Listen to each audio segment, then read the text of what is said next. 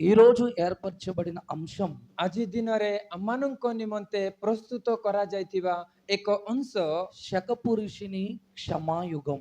ଅର୍ଥାତ୍ ଯୁଗ ପୁରୁଷଙ୍କର ଅର୍ଥାତ୍ ଖ୍ରୀଷ୍ଟଙ୍କର କ୍ଷମା ଯୁଗ। క్షమా గుణానికి నిలువెత్తి నిదర్శనం ଆଉ କ୍ଷମା ଗୁଣର ନିଦର୍ଶନ యేసుక్రీస్తు ప్రభుల వారని చెప్పవచ్చు. ପ୍ରଭୁ ଯୀଶୁ ଖ୍ରୀଷ୍ଟ ଅଟନ୍ତି ବୋଲି ଆମେ କହିପାରିବା।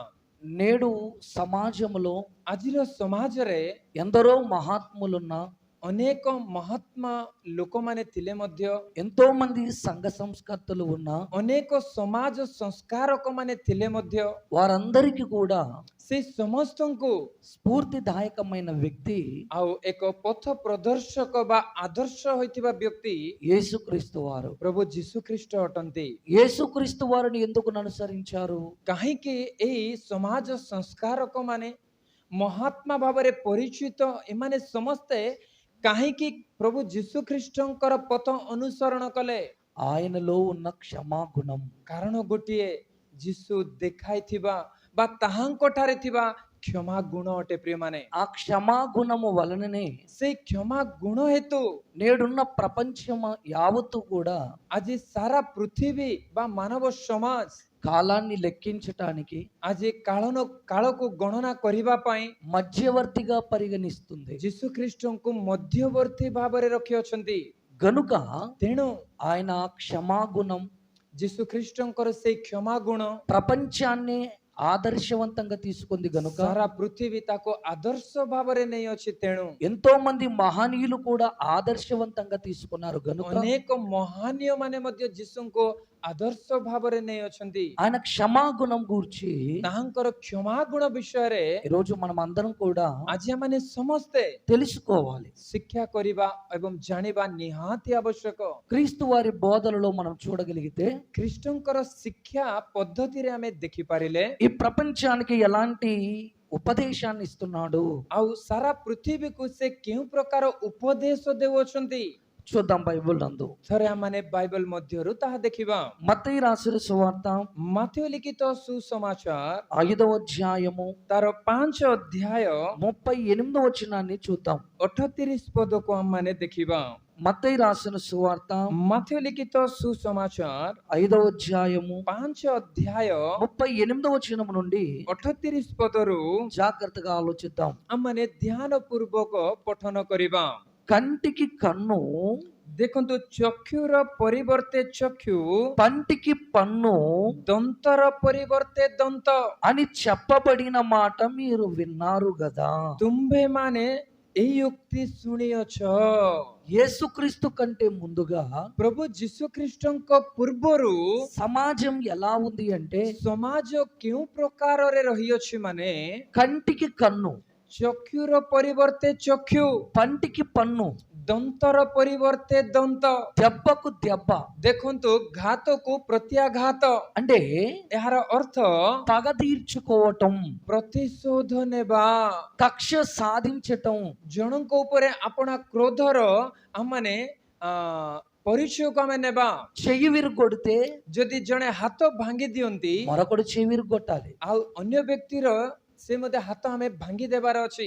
ఒకరు చంపితే ଯଦି ଜଣେ ହତ୍ୟା କରୁଅଛି ఆ కుటుంబస్తులు వాణ్ణి చంపాలి. ଆଉ ସେଇ ପରିବାରର ବ୍ୟକ୍ତିକୁ, ଯେଉଁ ପରିବାରର ବ୍ୟକ୍ତି ମୃତ୍ୟୁବରଣ କଲେ ସେ ବ୍ୟକ୍ତିକୁ ସେମାନେ ହତ୍ୟା କରିବାର ଅଛି। ఇలాంటి నినాదం యేసుక్రీస్తు కంటే ముందుంది. ଏହି ପ୍ରକାର ସ୍ଲୋଗାନ, ଏହି ପ୍ରକାର ଏକ ବିଧି ବିଧାନ ଯୀଶୁ ଖ୍ରୀଷ୍ଟ ଏହି ଜଗତକୁ ଆଗମନ କରିବା ପୂର୍ବରୁ ରହିଅଛି।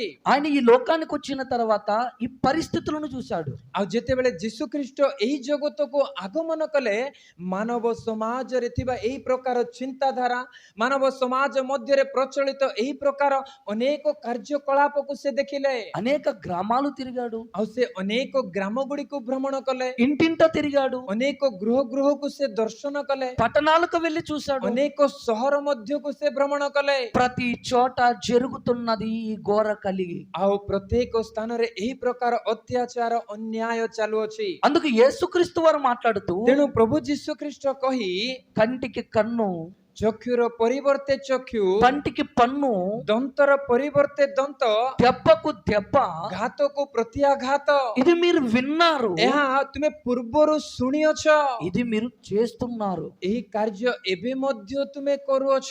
అయితే నేను మీతో చెప్పున్నదేమనగా, କିନ୍ତୁ 39 ପଦ ମାଥ୍ୟୁ ଲିଖିତ ସୁସମାଚାର 5 ଅଧ୍ୟାୟ 39 ପଦରେ ବି ଯୀଶୁ କହୁଅଛନ୍ତି, ମୁଁ ତୁମ୍ଭମାନଙ୍କୁ କହୁଅଛି, నేను మీతో చెబుతున్నాను ఒక విషయాన్ని. ମୁଁ ତୁମକୁ ଗୋଟେ ବିଷୟ କହୁଅଛି। అది మోషే చెప్పింది కాదు, ଆଉ ଯେଉଁ ବିଷୟ ମୁଁ ତୁମମାନଙ୍କୁ କହୁଅଛି ତା ମୋଶା କହିନାହାନ୍ତି, అబ్రహాము చెప్పినది కాదు, ସେଇ ବିଷୟ ଅବ୍ରାହମ କହିନାହାନ୍ତି, సొలొమోను చెప్పినది కాదు, ସେଇ ବିଷୟ ସୋଲୋମନ ମଧ୍ୟ କହିନାହାନ୍ତି। అబ్రహాము కంటే గొప్పవాడిని నేను చెబుతున్నాను. ଅବ୍ରାହମଙ୍କ ଠାରୁ ଶ୍ରେଷ୍ଠ ମୁଁ ତୁମମାନଙ୍କୁ କହୁଅଛି, సొలొమోను కంటే గొప్పవాడిని నేను చెబుతున్నాను. ସୋଲୋମନଙ୍କ ଠାରୁ ମହାନ ମୁଁ ତୁମ୍ଭମାନଙ୍କୁ କହୁଅଛି।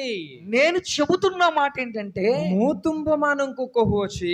ఏం చెప్తున్నాడు చూడండి. କଣ କହୁଅଛନ୍ତି 39 ପଦ? ప్రజలందరూ కూడా ఎదురు చూస్తున్నారు. ସମସ୍ତ ମାନବ ସମାଜ ଲୋକମାନେ ଅପେକ୍ଷାରେ ବସିଛନ୍ତି। చట్టం మరలా మారుస్తాడా? ଏ ନିୟମ ପରିବର୍ତ୍ତନ କରିବେ କି? పంటికి పన్నుంది, ଆଉ ଦେଖନ୍ତୁ ଦନ୍ତର ପରିବର୍ତ୍ତେ ଦନ୍ତ ଅଛି, కంటికి కన్నుంది, ଚକ୍ଷୁର ପରିବର୍ତ୍ତେ ଚକ୍ଷୁ ଅଛି। ఇది మారుస్తాడా? ଏହି ନିୟମକୁ ଯୀଶୁ ପରିବର୍ତ୍ତନ କରିବେ କି? ఏం మారుస్తాడు? କଣ ପରିବର୍ତ୍ତନ କରିବେ? అందరూ ఆలోచిస్తున్నారు, ସମସ୍ତ ଲୋକମାନେ ଅପେକ୍ଷାରେ ଚାହିଁ ବସିଛନ୍ତି, వింటున్నారు. ଲୋକମାନେ ଶୁଣୁଅଛନ୍ତି। చెబుతున్నాడు ప్రభు, ଏବେ 39 ପଦରେ ଯୀଶୁ କହୁଅଛନ୍ତି, పంటికి పన్ను తీయమని నేను చెప్పట్లేదు, ଦନ୍ତର ପରିବର୍ତ୍ତେ ତୁମେ ଦନ୍ତ ନିଅ ବୋଲି ମୁଁ ତୁମମାନଙ୍କୁ କହୁନାହିଁ, దెబ్బకు దెబ్బ కొట్టమని నేను చెప్పట్లేదు, ତୁମେ ଘାତରେ ପ୍ରତ୍ୟାଘାତ କର ବୋଲି ମୁଁ ତୁମମାନଙ୍କୁ କହୁନାହିଁ। నేను మీతో చెప్పున్నదేమనగా, ମୁଁ ତୁମ୍ଭମାନଙ୍କୁ କହୁଅଛି, నిన్ను కుడి చెంప మీద కొట్టువాని వైపు ମାତ୍ର ଯେ କେହି ତୁମର ଡାହାଣ ଗାଲରେ ଚାପୁଡା ମାରେ, ఎడమ చెంప త్రిప్పుము. ତାହାକୁ ଅନ୍ୟ ଗାଲ ମଧ୍ୟ ଦେଖାଇ ଦିଅ। యేసుక్రీస్తు వారు చట్టాన్ని మార్చారు. ପ୍ରଭୁ ଯୀଶୁ ଖ୍ରୀଷ୍ଟ ଏକ ନିୟମକୁ ପରିବର୍ତ୍ତନ କରୁଅଛନ୍ତି। ଦେଖନ୍ତୁ, సమాజములో జరుగుతున్న ఘోర కలిని చూశాడు. ଦେଖନ୍ତୁ ସମାଜରେ ପ୍ରଚଳିତ ଏହି ଭୟଙ୍କର ସ୍ଥିତି ଗୁଡ଼ିକୁ ସେ ଦେଖିଲେ। కాలు విరుగొట్టుకొని యేసుక్రీస్తు వారి దగ్గరకు వచ్చారు. ଦେଖନ୍ତୁ ଗୋଡ ଭାଙ୍ଗି ଯୀଶୁଙ୍କ ନିକଟକୁ ଆସିଲେ, నా కాలు పోయిందయ్యా, ମୋର ଗୋଡ ଭାଙ୍ଗି ଯାଇଅଛି, స్వస్థత పరచండి అంటున్నాడు. ମତେ ସୁସ୍ଥ କର ବୋଲି ଜଣେ నా କହୁଅଛନ୍ତି, కన్ను పోయిందయ్యా, ମୋର ଚକ୍ଷୁ ନଷ୍ଟ ହୋଇଯାଇଅଛି, నన్ను బాగు చేయండి అంటున్నారు. ମତେ ସୁସ୍ଥ କର ବୋଲି నా କହୁଅଛନ୍ତି, చెయ్యి ఇరిగిపోయిందయ్యా, ମୋର ହସ୍ତ ଭଗ୍ନ ହେଇଅଛି, నా చెయ్యి స్వస్థత పరచండి ମୋର అంటున్నారు. ହସ୍ତକୁ ସୁସ୍ଥ କର ବୋଲି କହୁଅଛନ୍ତି। ఎందుకు ఇరిగిపోయింది నీ చెయ్యి? କାହିଁକି ତୁମର ହସ୍ତ ଭାଙ୍ଗିଗଲା? ఎందుకు ఇరిగిపోయింది నీ కాలు? କାହିଁକି ତୁମର ଗୋଡ ଭଗ୍ନ ହେଲା? కాలుకు కాలు తీయాలి కదా, ଆଉ ନିୟମ ଅଛି ନା, ନିୟମ ଅଛି ନା, ଗୋଡର ପରିବର୍ତ୍ତେ ଗୋଡ। అందుకే కాలు తీసాను వాడిది. ତେଣୁ ତାର ଗୋଡ ମୁଁ ଭଗ୍ନ କଲି, వాడు నా కాలు తీశాడు. ଆଉ ସେ ମୋ ଗୋଡ ଭଗ୍ନ କଲା। ఇక నేను నీ దగ్గరకు వచ్చాను. ଆଉ ଏବେ ମୁଁ ତୁମ ନିକଟକୁ ଆସିଅଛି। యేసు దగ్గరకు వచ్చిన వాళ్ళందరూ కూడా ఇలాంటి వాళ్ళే. ଯୀଶୁଙ୍କ ନିକଟକୁ ଆସିଥିବା ବ୍ୟକ୍ତି ମାନେ ଏହି ପ୍ରକାରର ଅଟନ୍ତି। కుంటివారు వచ్చారు, ଅନେକ ଦେଖନ୍ତୁ ଅଙ୍ଗହୀନ ଲୋକମାନେ ଆସିଲେ, గుడ్డివారు వచ్చారు, ଅନ୍ଧ ଲୋକମାନେ ଆସିଲେ, చేతులు లేని వారు వచ్చారు. ହସ୍ତ ନଥିବା ଲୋକମାନେ ଆସିଲେ। చేతులే ఎందుకు పోయాయి చెప్పండి? ଏମାନଙ୍କ ହସ୍ତ କାହିଁକି ନାହିଁ କୁହନ୍ତୁ? కళ్ళే ఎందుకు పోయాయి చెప్పండి? ଏମାନଙ୍କର ଚକ୍ଷୁ ଅନ୍ଧ ହେଲା କାହିଁକି କୁହନ୍ତୁ? కాళ్ళే ఎందుకు పోయాయి చెప్పండి? ଗୋଡ କାହିଁକି ଏମାନଙ୍କର ନଷ୍ଟ ହେଲା କୁହନ୍ତୁ? వీళ్ళంతా చట్టాన్ని అమలులోకి తెచ్చుకున్నారు. ଏମାନେ ସମସ୍ତେ ପୁରାତନ ଆଇନକୁ ପାଳନ କଲେ। పలానా వాడు నా చెయ్యిరు కొట్టాడండి, ଅମୁକ ବ୍ୟକ୍ତି ମୋର ହାତ ଭାଙ୍ଗିଲେ, నేను చెయ్యిరు కొట్టేశాను. ମୁଁ ତାର ହସ୍ତ ଭାଙ୍ଗିଲି। చట్టం కదండి అది. ନିୟମ ତାହା। కాలిరు కొట్టాడండి వాడు నాకు, ମୋର ଗୋଡ ଭଗ୍ନ କଲେ, నేను వాడు కాలిరు ମୁଁ కొట్టాను. ମଧ୍ୟ ପ୍ରତିବଦଳରେ ତାର ଗୋଡ ଭଗ୍ନ କଲି। ఇవన్నీ యేసుక్రీస్తు వారు కల్లారా చూశారు. ଏହି ସମସ୍ତ ବିଷୟ ଯୀଶୁ ଆପଣ ସ୍ୱଚକ୍ଷୁରେ ଦେଖିଲେ। వాడు చెయ్యిరు కొడితే నువ్వు చెయ్యిరు కొట్టేసావా? ତୁମେ ହାତ ଭାଙ୍ଗିଲେ ତାର ହାତ ତୁମେ ଭାଙ୍ଗିଲ, అయితే నీకేమొచ్చింది? ତାହେଲେ ତୁମେ କଣ ପାଇଲ? వాడు కాలిరు కొడితే నువ్వు కాలిరు కొట్టావా? ତୁମର ଗୋଡ ଭାଙ୍ଗିଲେ ପ୍ରତିବଦଳରେ ତୁମେ ତାର ଗୋଡ ଭାଙ୍ଗିଲ, నీకేమొచ్చింది? ତୁମେ ସେଥିରେ କି ଲାଭ ପାଇଲ? ఏమీ రాలేదే. କିଛି ତୁମେ ପାଇନାଅ ନା। బాధ తప్ప, କେବଳ ଦୁଃଖ ବ୍ୟତୀତ, ఆవేదన తప్ప. କେବଳ ଆପଣ କଷ୍ଟ ବ୍ୟତୀତ। అలాంటి వాళ్ళందరికీ చెబుతున్నాడు, ଏହିପରି ସମସ୍ତ ଲୋକମାନଙ୍କୁ ଯୀଶୁ କହୁଅଛନ୍ତି, ఇప్పటికే మీరు నష్టపోయారు. ଏବେ ପର୍ଯ୍ୟନ୍ତ ତୁମେ ଅନେକ ପରିସ୍ଥିତି ଦେଇ ଗତି କରୁଅଛ। దెబ్బకు దెబ్బ అనే నినాదముతో ఉన్నారు. ଦେଖନ୍ତୁ ଗୋଟିଏ ନିୟମରେ ତୁମେ ରହିଅଛ, ఇప్పుడేమో ଘାତ ବଦଳରେ ପ୍ରତିଘାତ ବୋଲି। ఇప్పుడేమో స్వస్థత పరచమంటున్నారు. ଏବେ ଆସି ମତେ ସୁସ୍ଥ କର ବୋଲି କହୁଅଛ।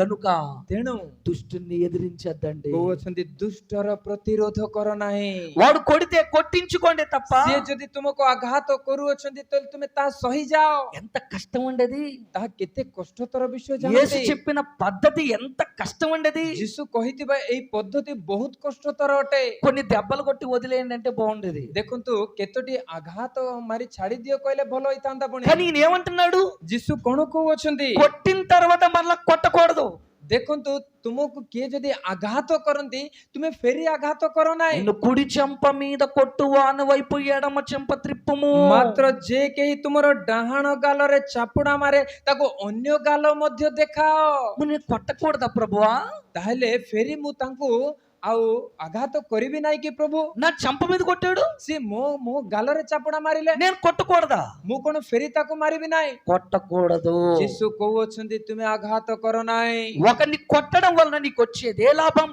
ଯଦି ତୁମେ ତାକୁ ଫେରି ଆଘାତ କରିବ ତାହେଲେ ତୁମେ କି ଲାଭ ପାଇବ? ఏ లాభం లేదే. କିଛି ଲାଭ ନାହିଁ ନା। కనుక నేను మీతో చెబుతున్నాను, ତେଣୁ ମୁଁ ତୁମମାନଙ୍କୁ କହୁଅଛି ఏం చేయాలో తెలుసా? କଣ କରିବାର ଅଛି ଜାଣନ୍ତି? 43వ వచనంకి వచ్చేసరికి చెబుతున్నాడు చూడండి. ଏବେ 43 ପଦରେ ଯୀଶୁ କହୁଅଛନ୍ତି ଦେଖନ୍ତୁ, నీ పొరుగు వారిని ప్రేమించి ତୁମ୍ଭର ପ୍ରତିବାସୀକୁ ପ୍ରେମ କର। నీ శత్రువును ద్వేషించమని చెప్పబడిన మాట మీరు విన్నారు కదా. ଆଉ ତୁମର ଶତ୍ରୁକୁ ଘୃଣା କର, ଏଇ କଥା ତୁମେ ଶୁଣିଅଛ। పొరుగు వారిని ప్రేమించాలట, ଦେଖନ୍ତୁ ପ୍ରତିବାସୀଙ୍କୁ ପ୍ରେମ କରିବାର ଅଛି, శత్రువును ద్వేషించాలట. ଶତ୍ରୁକୁ ଘୃଣା କରିବାର ଅଛି। ఎవడు శత్రువు? ଶତ୍ରୁ କିଏ? గొడవలు పడినవాడు, ଆଉ ଯେଉଁମାନେ ଝଗଡା କରନ୍ତି, పగలు తీర్చుకున్నవాడు, ଯେଉଁମାନେ କ୍ରୋଧର ସେମାନେ ଆଉ ଅନ୍ୟଠାରୁ ସେମାନେ ତାର ପ୍ରତିଶୋଧ ନିଅନ୍ତି, కక్షలతో ఉన్నవాడు, ଯେଉଁମାନେ କ୍ରୋଧରେ ପରିପୂର୍ଣ୍ଣ వాడే శత్రువు కదా. ସେମାନେ ଶତ୍ରୁ। అంటే శత్రువుని మీరు ఏం చేయాలని విన్నారు? ତୁମେ ପୂର୍ବରୁ କଣ ଶୁଣିଅଛ? ద్వే- ଶତ୍ରୁଙ୍କୁ ଘୃଣା କର। ద్వేషించాలి. ତୁମେ ଶତ୍ରୁକୁ ଘୃଣା କର। నేను చెబుతున్నాను చూడండి, ଏବେ 44 ପଦରେ କହୁଅଛନ୍ତି, କିନ୍ତୁ ମୁଁ ତୁମମାନଙ୍କୁ କହୁଅଛି మీ పరలోకమందున్న తండ్రికి మీరు కుమారులయ్యుండునట్లు. ତୁମ୍ଭେମାନେ ଯେପରି ସ୍ୱର୍ଗସ୍ଥ ପିତାଙ୍କର ସନ୍ତାନ ହେବ। వారికి ఎవరి కొరకు చెప్తున్నాడండి? ଆଉ ସେମାନଙ୍କୁ କାହା ବିଷୟରେ କହୁଅଛନ୍ତି? మీ పరలోకమందున్న తండ్రికి కుమారులయ్యుండునట్లు. ତୁମ୍ଭେମାନେ ଯେପରି ସ୍ୱର୍ଗସ୍ଥ ପିତାଙ୍କର ସନ୍ତାନ ହୋଇପାରିବ। మీరందరూ ఎవరు తెలుసా? ତୁମମାନେ ସମସ୍ତେ କିଏ ଜାଣ? పరలోకమందున్న తండ్రికి కుమారులు. ସ୍ୱର୍ଗସ୍ଥ ପିତାଙ୍କର ସନ୍ତାନ ଅଟ ତୁମେ। నువ్వు కొడుతున్నావే, ତୁମେ ଯେ ଆଘାତ କରୁଅଛ, ఎదుటి వ్యక్తిని చంపుతున్నావే, ସମ୍ମୁଖରେ ଥିବା ବ୍ୟକ୍ତିକୁ ତୁମେ ବଧ କରୁଅଛ, ఆ వ్యక్తి ఎవరు? ସେଇ ବ୍ୟକ୍ତି କିଏ? దేవునికి కుమారుడే కదా. ଈଶ୍ୱରଙ୍କର ସନ୍ତାନ ଅଟନ୍ତି। కొట్టిన నువ్వెవరు? ଆଉ ଆଘାତ କରୁଅଛ ଯେ ତୁମେ କିଏ? నువ్వు దేవుని కుమారుడివే ତୁମେ కదా. ମଧ୍ୟ ଈଶ୍ୱରଙ୍କ ସନ୍ତାନ ଅଟ। అందుకే యేసేమంటున్నాడు, ତେଣୁ ଯୀଶୁ କଣ କହୁଅଛନ୍ତି? మీరు దేవునికి కుమారులగునట్లు. ତୁମ୍ଭେମାନେ ଯେପରି ସ୍ୱର୍ଗସ୍ଥ ପିତାଙ୍କ ସନ୍ତାନ ହେବ। ఒక తండ్రికి పిల్లలయ్య మీరంతా. ତୁମମାନେ ସମସ୍ତେ ଜଣେ ପିତାଙ୍କର ସନ୍ତାନ ଅଟ। పరలోకమందున్న తండ్రికి పిల్లలు మీరు. ସ୍ୱର୍ଗସ୍ଥ ପିତାଙ୍କର ସନ୍ତାନ ମାନ ଅଟ ତୁମମାନେ। కానీ అపవాది ఏం చేసిందో తెలుసా? କିନ୍ତୁ ଶୈତାନ କଣ କରିଅଛି ଜାଣନ୍ତି? సహోదరుల మధ్య చిచ్చు పెట్టింది. ଦେଖନ୍ତୁ ଭାଇମାନଙ୍କ ମଧ୍ୟରେ ଭିନ୍ନତା ଆଣି ଦେଇଅଛି। ఒక తండ్రి గర్భములో నుండి వచ్చిన వారిని కొట్టుకునేటట్టు చేస్తుంది. ଗୋଟିଏ ଗର୍ଭରୁ ଜନ୍ମ ହୋଇଥିବା ଭାଇମାନଙ୍କ ମଧ୍ୟରେ ଶତ୍ରୁତା ଜାତ କରିଅଛି। అదే ప్రారంభంలో మనం చూస్తాం. ଆଉ ତାହା ହିଁ ଆଦି ପୁସ୍ତକର ଆରମ୍ଭରେ ଆମେ ଦେଖିପାରିବା। ఆదామవల గర్భములో నుండి పుట్టిన తొలి కుమారుడు కయ్యను. ଦେଖନ୍ତୁ ଆଦାମ ଏବଂ ହବାଙ୍କ ଗର୍ଭରୁ ଜନ୍ମ ହୋଇଥିବା ପ୍ରଥମ ପୁତ୍ର କୟନ, హేబేలు. ଆଉ ତାଙ୍କ ଗର୍ଭରୁ ଜନ୍ମ ହୋଇଥିବା ଦ୍ୱିତୀୟ ପୁତ୍ର ହେବଲ। హేబేలు దేవునికి బలి అర్పించాడు, ଯେତେବେଳେ ହେବଲ ଈଶ୍ୱରଙ୍କୁ ବଳି ଉତ୍ସର୍ଗ କରୁଛନ୍ତି, కయ్యను బలి అర్పించాడు. କୟନ ମଧ୍ୟ ବଳି ଉତ୍ସର୍ଗ କରୁଛନ୍ତି। దేవుడు କିନ୍ତୁ ଈଶ୍ୱର హేబేలు బలిని స్వీకరించాడు, ହେବଲଙ୍କ ବଳିକୁ ସେ ଗ୍ରହଣ କଲେ, కయ్యను బలి అంగీకరించలేదు. କୟନଙ୍କ ବଳିକୁ ସେ ଗ୍ରହଣ କଲେ ନାହିଁ। ఎందుకు అంగీకరించలేదో ఆ విషయం మీకు తెలుసు. ଆଉ ସେ କାହିଁକି ଗ୍ରହଣ କଲେ ନାହିଁ ଏଇ ବିଷୟ ଆପଣ ମାନେ ସମସ୍ତେ ଜାଣନ୍ତି। ఆయన హృదయపూర్వకంగా చేయలేదు. କାରଣ ହୃଦୟର ପୂର୍ଣ୍ଣତାରୁ କୟନ ଅର୍ପଣ କରିନଥିଲେ, హేబేలు హృదయపూర్వకంగా చేశాడు. କିନ୍ତୁ ହେବଲ ହୃଦୟର ପୂର୍ଣ୍ଣତାରୁ ସେ ବଳି ଉତ୍ସର୍ଗ କରିଥିଲେ। దేవునికి చేసేది ఏదైనా, అది చిన్నదైనా పెద్దదైనా మనస్ఫూర్తిగా చేస్తేనే అంగీకరిస్తాడు. ଗୋଟିଏ ବିଷୟ ମାନେ ଏଠାରେ ମନେ ରଖିବା ଦରକାର, ଈଶ୍ୱରଙ୍କ ନିମନ୍ତେ ଆମେ ଯାହା ବି କରୁଅଛୁ ତାହା ଯଦି ହୃଦୟର ପୂର୍ଣ୍ଣତାରୁ ଯଦି ଆମେ କରୁଅଛୁ ତେବେ ତାହା ଈଶ୍ୱରଙ୍କ ଦ୍ୱାରା ଗ୍ରହଣ ଯୋଗ୍ୟ ହେବ ବୋଲି ଆମେ ଜାଣିବା ଦରକାର। అందుకే ఆయన చెప్పాడు, ତେଣୁ ସେ କହୁଅଛନ୍ତି పూర్ణ హృదయముతోను, ସେଥିପାଇଁ ପୂର୍ଣ୍ଣ ହୃଦୟରେ, పూర్ణ ఆత్మతోను, ପୂର୍ଣ୍ଣ ଆତ୍ମାରେ, పూర్ణ శుద్ధితోను ଆଉ ପୂର୍ଣ୍ଣ ବଳରେ నన్ను ప్రేమించాలి. ତୁମ୍ଭେ ମତେ ପ୍ରେମ କରିବା ଦରକାର। అలా ఏబేలు చేశాడు. ଆଉ ହେବଲ ସେଇ ପ୍ରକାର କଲେ, కయ్యనుకు నచ్చలేదు, ଆଉ ତାହା କହନ ସହ୍ୟ କରିପାରିଲେ ନାହିଁ। తన తమ్ముడి మీద పడి చంపాడండి. ଦେଖନ୍ତୁ ଆପଣା ଭାଇ ଉପରେ ପ୍ରତିଶୋଧ ନେଇ ଆପଣା ଭାଇଙ୍କୁ ବଧ କଲେ। ఏబేలు పొరుగువాడా? ହେବଲ କଣ ପଡୋଶୀ କି? లేదే. ନାହିଁ ନା, ఏ కడుపులో నుండి నువ్వు వచ్చావో ଯେଉଁ ଗର୍ଭରୁ କୟନ ଜନ୍ମ ହୋଇଥିଲେ అదే కడుపులో నుండే కదా ఏబేలు వచ్చాడు. ସେଇ ଗର୍ଭରୁ ନା ହେବଲ ଜନ୍ମ ଗ୍ରହଣ କରିଥିଲେ। ఒకే తల్లి రొమ్మున పాలు తాగారు. ଦେଖନ୍ତୁ ଜଣେ ମାଙ୍କ ଠାରୁ ସେମାନଙ୍କର ଆବଶ୍ୟକ ଆହାରକୁ ସେମାନେ ନେଲେ। ఒకే ఇంట్లో ఆడుతూ పాడుతూ లేచారు. ଗୋଟିଏ ଗୃହରେ ସେମାନେ ଖେଳିଲେ, ବୁଲିଲେ, ବଢିବାକୁ ଲାଗିଲେ। కానీ నీ తమ్ముడిని చంపాలని దుష్ట ఆలోచన నీకు ఎలా వచ్చింది? ତାହେଲେ ତୁମ ଭାଇକୁ ବଧ କରିବାର ଦୁଷ୍ଟ ଚିନ୍ତାଧାରା କୟନଙ୍କ ଠାରେ କିପରି ଜାତ ହେଲା? ఇదిగో ఆది నుండి వాడు నరహంతకుడు అని అపవాదిని గూర్చి వ్రాయబడింది. ତେଣୁ ଯେଉଁ ଲିଖିତ ସୁସମାଚାର ଲେଖାଯାଏ ସେ ଆଦ୍ୟରୁ ନରଘାତକ। అంటే అపవాది ଏହାର ଅର୍ଥ ଶୈତାନ కయ్యను ద్వారా କୟନ ଦ୍ୱାରା సొంత తమ్ముడినే చంపించేసింది. ନିଜ ଭାଇଙ୍କୁ ବଧ କରାଇଲା। ଦେଖନ୍ତୁ అక్కడి నుండి ఆరంభమైందండి ସେଇଠାରୁ ଆରମ୍ଭ ହେଲା ପ୍ରିୟ ମଣ୍ଡଳୀ। చంపుకోవడం, ପରସ୍ପରକୁ ବଧ କରିବା, పగలు తీర్చుకోవడం, ପରସ୍ପର ଉପରେ କ୍ରୋଧର ପ୍ରତିଶୋଧ ନେବା, ద్వేషాలు పెట్టుకోవడం. ପରସ୍ପର ବିରୁଦ୍ଧରେ ଦ୍ୱେଷ ମନୋଭାବ। ఒక మాటలో చెప్పాలంటే ଗୋଟିଏ ପଦରେ କହିବାକୁ ଗଲେ దెయ్యం ఎంత పని చేసిందో తెలుసా? ଶୈତାନ କେଡେ କାର୍ଯ୍ୟ କରିଅଛି ଜାଣନ୍ତି? మన వ్రేలుతో మన కళ్ళు పొడుచుకునేటట్టే చేసిందండి. ଆମ ଆଙ୍ଗୁଠି ଦ୍ୱାରା ଆମର ଆଖି ପୋଡ଼ିବା ପରି ସେ କରିଅଛି। మనల్ని మనం నాశనం చేసుకునేటట్టు చేసింది. ଆମେ ଯେପରି ନିଜ ନିଜକୁ ବିନଷ୍ଟ କରିବା ଏହି ପ୍ରକାର ସେ କରିଅଛି। ఇప్పుడు యేసుక్రీస్తు వారు అదంతా మార్చేస్తున్నారు మరలా. କିନ୍ତୁ ଯୀଶୁ ଖ୍ରୀଷ୍ଟ ଏହି ସମସ୍ତ ପରିସ୍ଥିତିକୁ ବଦଳାଉଅଛନ୍ତି। వాడు పెట్టాడు దుష్టుడికి కార్యక్రమం అంతా కూడా. ଆଉ ଦୁଷ୍ଟ ଏହି ସମସ୍ତ ଚିନ୍ତାଧାରା ମନୁଷ୍ୟ ଠାରେ ରଖିଲା। పగలు పెట్టేశాడు, ଆଉ ଦେଖନ୍ତୁ ମନୁଷ୍ୟ ମାନଙ୍କ ମଧ୍ୟରେ କ୍ରୋଧ, ద్వేషాలు పెట్టేశాడు, ଈର୍ଷା, కలహాలు పెట్టేశాడు. ଅନେକ କଳହ। మనుషులు అందుకే ఇలా మారిపోతున్నారు. ମନୁଷ୍ୟମାନେ ତେଣୁ ଏହି ପ୍ରକାର ପରିବର୍ତ୍ତନ ହେଉଅଛନ୍ତି। మీరందరూ ఎవరో తెలుసా? ତୁମମାନେ ସମସ୍ତେ କିଏ ଜାଣ? ద్వేషించద్దండి, ଆଉ ତୁମେ ଦ୍ୱେଷ କର ନାହିଁ, ఒకరినొకరు పగలు తీర్చుకోకండి. ପରସ୍ପର ଉପରେ ତୁମେ ପ୍ରତିଶୋଧ ନିଅ ନାହିଁ। మీరు పరలోకమందున్న తండ్రికి పిల్లలు. ତୁମେ ସମସ୍ତେ ସ୍ୱର୍ଗସ୍ଥ ପିତାଙ୍କର ସନ୍ତାନ ଅଟ।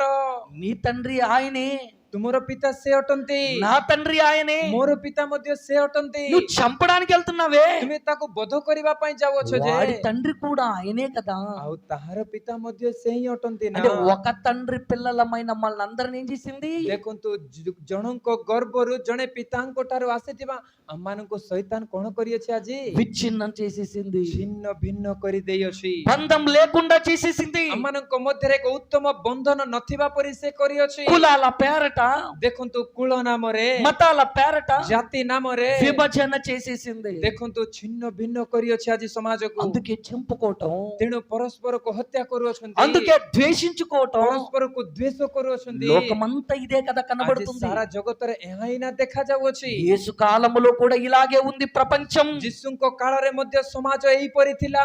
అందుకే యేసు అంటున్నాడు, ତେଣୁ ଯୀଶୁ నీ କହୁଅଛନ୍ତି పొరుగు వాడిని ప్రేమించి ତୁମ ପ୍ରତିବାସୀକୁ ପ୍ରେମ କରି శత్రువును ద్వేషించమనే మాట మీరు విన్నారు. ଶତ୍ରୁଙ୍କୁ ଘୃଣା କର, ଏଇ କଥା ତୁମେ ପୂର୍ବରୁ ଶୁଣିଅଛ। నేను మీతో చెప్పున్నది ఏమనగా, କିନ୍ତୁ କହୁଅଛନ୍ତି 44 ପଦରେ ଦେଖନ୍ତୁ, କିନ୍ତୁ ମୁଁ ତୁମ୍ଭମାନଙ୍କୁ କହୁଅଛି మీరు పరలోకమందున్న తండ్రికి కుమారులయ్యుండునట్లు ତୁମ୍ଭେମାନେ ଯେପରି ସ୍ୱର୍ଗସ୍ଥ ପିତାଙ୍କର ସନ୍ତାନ ହେବ, మీ శత్రువులను ప్రేమించుడి. ତୁମ୍ଭମାନଙ୍କ ଶତ୍ରୁମାନଙ୍କୁ ପ୍ରେମ କର।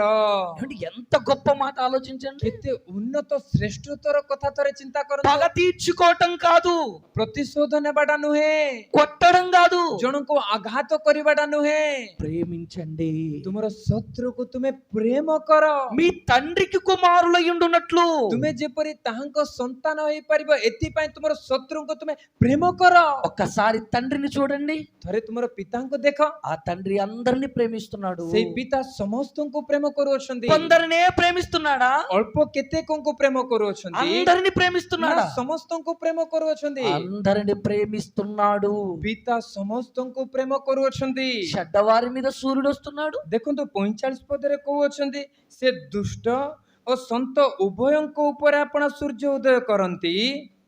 చూడండి, ଦେଖନ୍ତୁ మంచి వారి మీదను ପୁଣି ଧାର୍ମିକ చెడ్డవారి మీదను ଅଧାର୍ମିକ సూర్యుని ఉదయింపజేస్తున్నాడు. ମାନଙ୍କ ଉପରେ ସେ ସୂର୍ଯ୍ୟ ଉଦୟ କରାଉଛନ୍ତି। భేదం ఉందా? କଣ ପାର୍ଥକ୍ୟ ରଖିଛନ୍ତି? దేవుడు భేదం చూపుతున్నాడా? ଈଶ୍ୱର କାହା ମଧ୍ୟରେ ବିଭେଦତା ଦେଖାଉଛନ୍ତି? సూర్యుడు ఒక్కడేనండి. ସୂର୍ଯ୍ୟ ଏକ। జాతులు పెట్టుకున్నామే మనం, ଆଜି ଆମମାନେ ଭିନ୍ନ ଭିନ୍ନ ଜାତି ବୋଲି ଯେ କହୁଅଛୁ, ప్రాంతాలు పెట్టుకున్నామే మనం, ଆଜି ଆମମାନଙ୍କର ଭିନ୍ନ ଭିନ୍ନ ଆଞ୍ଚଳିକ ବୋଲି କହୁଅଛୁ, మనిషికి మరో మనిషి అడ్డుగోడలు పెట్టుకున్నామే. ମନୁଷ୍ୟ ମନୁଷ୍ୟ ମଧ୍ୟରେ ଏକ ବିଚ୍ଛେଦ ପ୍ରାଚୀର ଆମେ ଯେ ତିଆରି କରିଅଛୁ। క్రైస్తవులకు ఒక సూర్యుడు, ଖ୍ରୀଷ୍ଟିଆନ ପାଇଁ ଗୋଟେ ସୂର୍ଯ୍ୟ, హైందవులకు ఒక సూర్యుడు ఉన్నాడా? ହିନ୍ଦୁ ଭାଇମାନଙ୍କ ପାଇଁ ଆଉ ଗୋଟେ ସୂର୍ଯ୍ୟ ଅଛନ୍ତି କି? ఒకడే సూర్యుడు అండి. ଗୋଟିଏ ସୂର୍ଯ୍ୟ, ఒకే గాలి, ଗୋଟିଏ పବନ, ఒకే వర్షం, ଗୋଟିଏ ବର୍ଷା, ఒకే భూమి, ଗୋଟିଏ ପୃଥିବୀ, అంతా ఒకటే. ସମସ୍ତ ବିଶ୍ୱ ସମସ୍ତଙ୍କ ପାଇଁ ଏକ ହିଁ। అందరికి తండ్రి అయిన ఓ దేవుడు కూడా ఒక్కడే. ସମସ୍ତଙ୍କର ପିତା ଈଶ୍ୱର ମଧ୍ୟ ଜଣେ ଅଟନ୍ତି। ఆయనకు లేదు పక్షపాతం, ତାହାଙ୍କ ଠାରେ ନଥିବା ପକ୍ଷପାତିତା, ఆయనకు లేదు ద్వేషం. ତାଙ୍କ ଠାରେ ନଥିବା ଦ୍వేଷ మనకెందుకు అంటున్నాడు. ଆମ ଠାରେ କାହିଁକି ବୋଲି ଆଜି ଯୀଶୁ ପ୍ରଶ୍ନ କରୁଅଛନ୍ତି। అందుకే యేసుక్రీస్తు వారండి, ତେଣୁ ଯୀଶୁ କହୁଅଛନ୍ତି శత్రువులను ప్రేమించుడి, ତୁମର ଶତ୍ରୁ ମାନଙ୍କୁ ତୁମେ ପ୍ରେମ କର, మిమ్మల్ని హింసించిన వారి కొరకు ପୁଣି ଯେଉଁମାନେ ତୁମକୁ ତାଡ଼ନା କରନ୍ତି ప్రార్థన చేయుడి. ସେମାନଙ୍କ ନିମନ୍ତେ ପ୍ରାର୍ଥନା କର। ఎంత గొప్ప మాటలు చెప్పాడు చూడండి. ଯୀଶୁ କେଡ଼େ ଉତ୍ତମ ଶିକ୍ଷା, କେଡ଼େ ଶ୍ରେଷ୍ଠତର ଶିକ୍ଷା ସମାଜକୁ ଦେଉଅଛନ୍ତି। ଦେଖନ୍ତୁ, ఇవేనండి ప్రపంచాన్ని ఆకర్షించాయి. ଏହା ହିଁ ସାରା పృథిବୀର ଲୋକମାନଙ୍କୁ ଯୀଶୁଙ୍କ ପ୍ରତି ଆକର୍ଷିତ କଲା। యేసుక్రీస్తు వారు ఎక్కడో యెరూషలేములో పుట్టాడండి. ଯୀଶୁ ଖ୍ରୀଷ୍ଟ ଜେରୁସାଲେମରେ ଜନ୍ମଗ୍ରହଣ କଲେ। ఆ యెరూషలేములో పుట్టిన వ్యక్తి ఈ రోజు ప్రపంచంలో నాలుగు మూలలు తెలుసండి. ఆయన ଦେଖନ୍ତୁ, ଜେରୁସାଲେମରେ ଜନ୍ମ ଗ୍ରହଣ କରିଥିବା ଯୀଶୁଙ୍କୁ ଆଜି ସାରା ପୃଥିବୀବାସୀ ଜାଣନ୍ତି। ఎలా తెలుసు? କିପରି ସେ ଏତେ ପରିଚିତ ହୋଇପାରିଲେ? ఎలా ఖ్యాతి వెళ్ళింది ఆయనది? କିପରି ଏତେ ଖ୍ୟାତ ସମ୍ପନ୍ନ ସେ ହୋଇପାରିଲେ? ఆయన గుణం అండి, କାରଣ ଯୀଶୁଙ୍କର ଗୁଣ, ఆయన నేర్పించిన మంచితత్వం అండి. ଆଉ ସେ ଶିଖେଇଥିବା ଉତ୍ତମ ବିଷୟ। మనం తెలుసుకున్నది ఏంటంటే, ଆମ୍ଭେମାନେ କଣ ଶିଖିଅଛୁ? కుడి చెంప మీద కొట్టు వాని వైపు ఎడమ చెంప త్రిప్పమని గాంధీ చెప్పాడంట.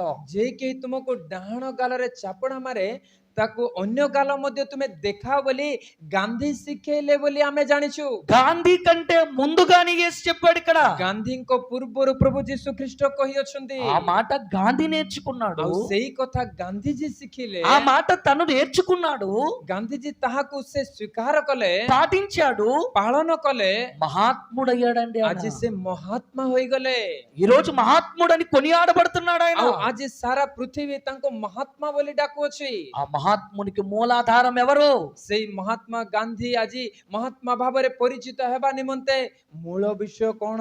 యేసు కాదనగలరా? ଯୀଶୁ ନୁହନ୍ତି ବୋଲି କହିପାରିବେ କି? యేసు కంటే ముందు ఆ మాట ఎవరైనా అన్నారని చెప్పగలరా? ଯୀଶୁଙ୍କ ପୂର୍ବରୁ ଏଇ କଥା ଆଉ କେହି କହିଅଛନ୍ତି ବୋଲି କହିପାରିବେ କି? చరిత్రలో ఎక్కడ తరచి చూసిన ఆ మాట యేసు తప్ప ఇక ఎవరు అనలేదండి. ଇତିହାସର ପୁସ୍ତକ ଆପଣ ଓଲଟାଇ ଦେଖନ୍ତୁ, ଯୀଶୁଙ୍କ ପୂର୍ବରୁ ଯେ କେହି ତୁମକୁ ଡାହାଣ ଗାଲରେ ଚାପଡ଼ା ମାରେ ତାକୁ ଅନ୍ୟ ଗାଲ ଦେଖାଇ ଦିଅ ବୋଲି ଇତିହାସରେ କେହି କେବେ କହିନାହାନ୍ତି। అది యేసు బోధలో ఉన్న మాధుర్యం. ଆଉ ତାହା ଯୀଶୁ ଖ୍ରୀଷ୍ଟଙ୍କର ଶିକ୍ଷାରେ ଥିବା ମାଧୁର୍ଯ୍ୟତା। అందుకే ఆయన శక పురుషుడయ్యాడు. ତେଣୁ ସେ ଆଜି ଯୁଗ ପୁରୁଷ ଭାବରେ ପରିଚିତ। ఆయన క్షమాగుణమే ప్రపంచంలో ఉన్నత స్థాయిలో నిలబెట్టింది. ଆଉ ତାଙ୍କର କ୍ଷମା ଗୁଣ ହିଁ ଯୀଶୁଙ୍କୁ ପୃଥିବୀରେ ଏକ ଉନ୍ନତ ସ୍ଥିତିକୁ ନେଇ ପାରିଲା।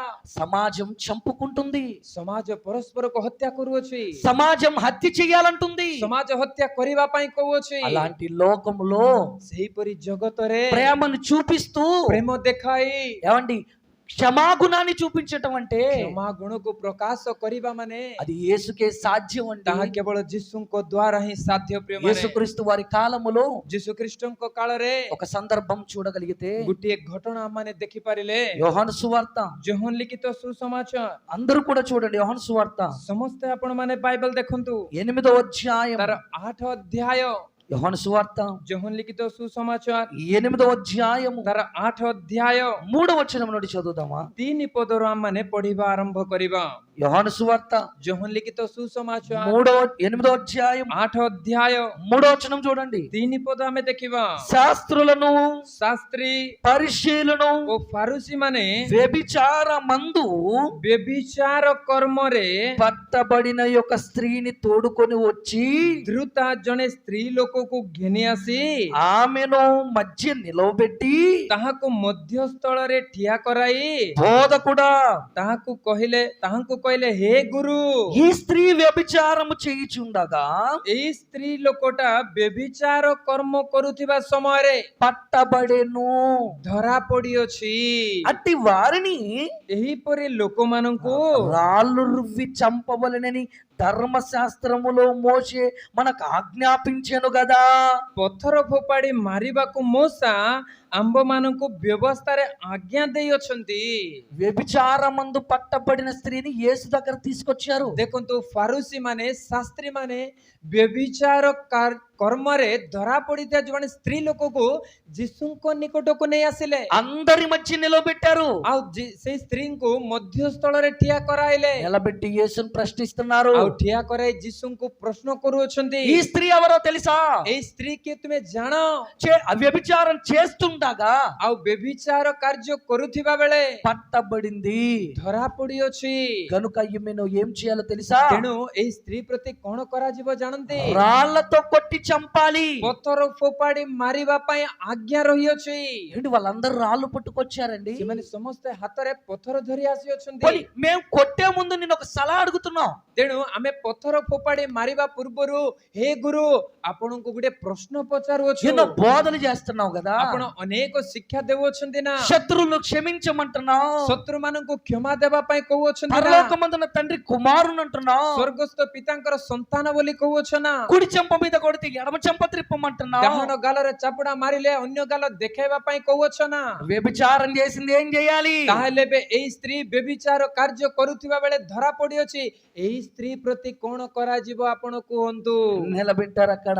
ମଧ୍ୟସ୍ଥଳରେ ଠିଆ କରାଇଲେ। ఏమంటే ఏం చెప్పగలడు ఆయన?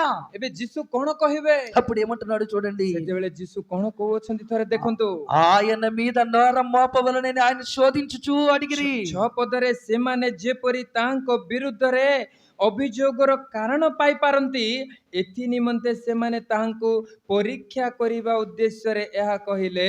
మంచి దృష్టితో అడగలేదు. ଦେଖନ୍ତୁ ଏମାନେ ଯେ ଯୀଶୁଙ୍କୁ ପଚାରୁଅଛନ୍ତି ଏକ ଉତ୍ତମ ଉଦ୍ଦେଶ୍ୟରେ ପଚାରୁ ନାହାନ୍ତି। కొత్త చట్టం పెట్టావు కదా, ଏକ ନୂଆ ନିୟମ ତୁମେ ଆମମାନଙ୍କୁ ଶିକ୍ଷା ଦେଉଅଛ ନା? చంప మీద కొడితే మరో చంప తిప్పాలా? ଡାହାଣ ଗାଲରେ ଚାପୁଡା ମାରିଲେ ଅନ୍ୟ ଗାଲ ଦେଖେଇବା బాగుంది. ଏଇଟା ଭଲ ଅଛି। మరి వ్యభిచారం చేసింది. ତାହେଲେ ଏଇ ସ୍ତ୍ରୀ ବ୍ୟଭିଚାର କରିଅଛି, କଣ କରାଯିବ? మరి దీన్ని ఎలా పరిష్కరించాలి? ଏହାକୁ କିପରି ସମାଧାନ କରିବୁ? దొరికిపోయాడు ఈయన అనుకుంటున్నారండి. ଯୀଶୁ ଆମ ହାତରେ ଧରା ପଡିଲେ ଏବେ କିପରି ଉତ୍ତର ଦେବେ ବୋଲି ଏମାନେ ମନେ మనే ଭାବୁଅଛନ୍ତି। ఒక ఆయన టికెట్ తీసుకోకుండా ప్రయాణం చేశాడట. ଜଣେ ବ୍ୟକ୍ତି ବିନା ଟିକଟ ରେ ଯାତ୍ରା କରୁଅଛନ୍ତି। ఆ తరువాత ତାପରେ అది తప్పు అనిపించిందట. ଆଉ ସେ ବ୍ୟକ୍ତିକୁ ନିଜକୁ ଗୋଟେ ମନେ ହେଲା ମୁଁ ଯାହା କରୁଅଛି ତା ଭୁଲ। ఆ తరువాత మరలా 2 టికెట్లు తీసుకొని ప్రయాణం చేశాడట. ତେଣୁ ସେତେବେଳେ ସେ କଣ କଲେ ଜାଣନ୍ତି? ପୂର୍ବରୁ ଟିକଟ ନ ନେଇ ଯାତ୍ରା କରିଥିଲେ, ତେଣୁ ଏବେ ଏବର ଯାତ୍ରା ଏବଂ ପୂର୍ବ ଯାତ୍ରାର 2ଟି ଟିକଟ ସେ ବାହାର କରି ଯାତ୍ରା କରିବା ଆରମ୍ଭ କଲେ।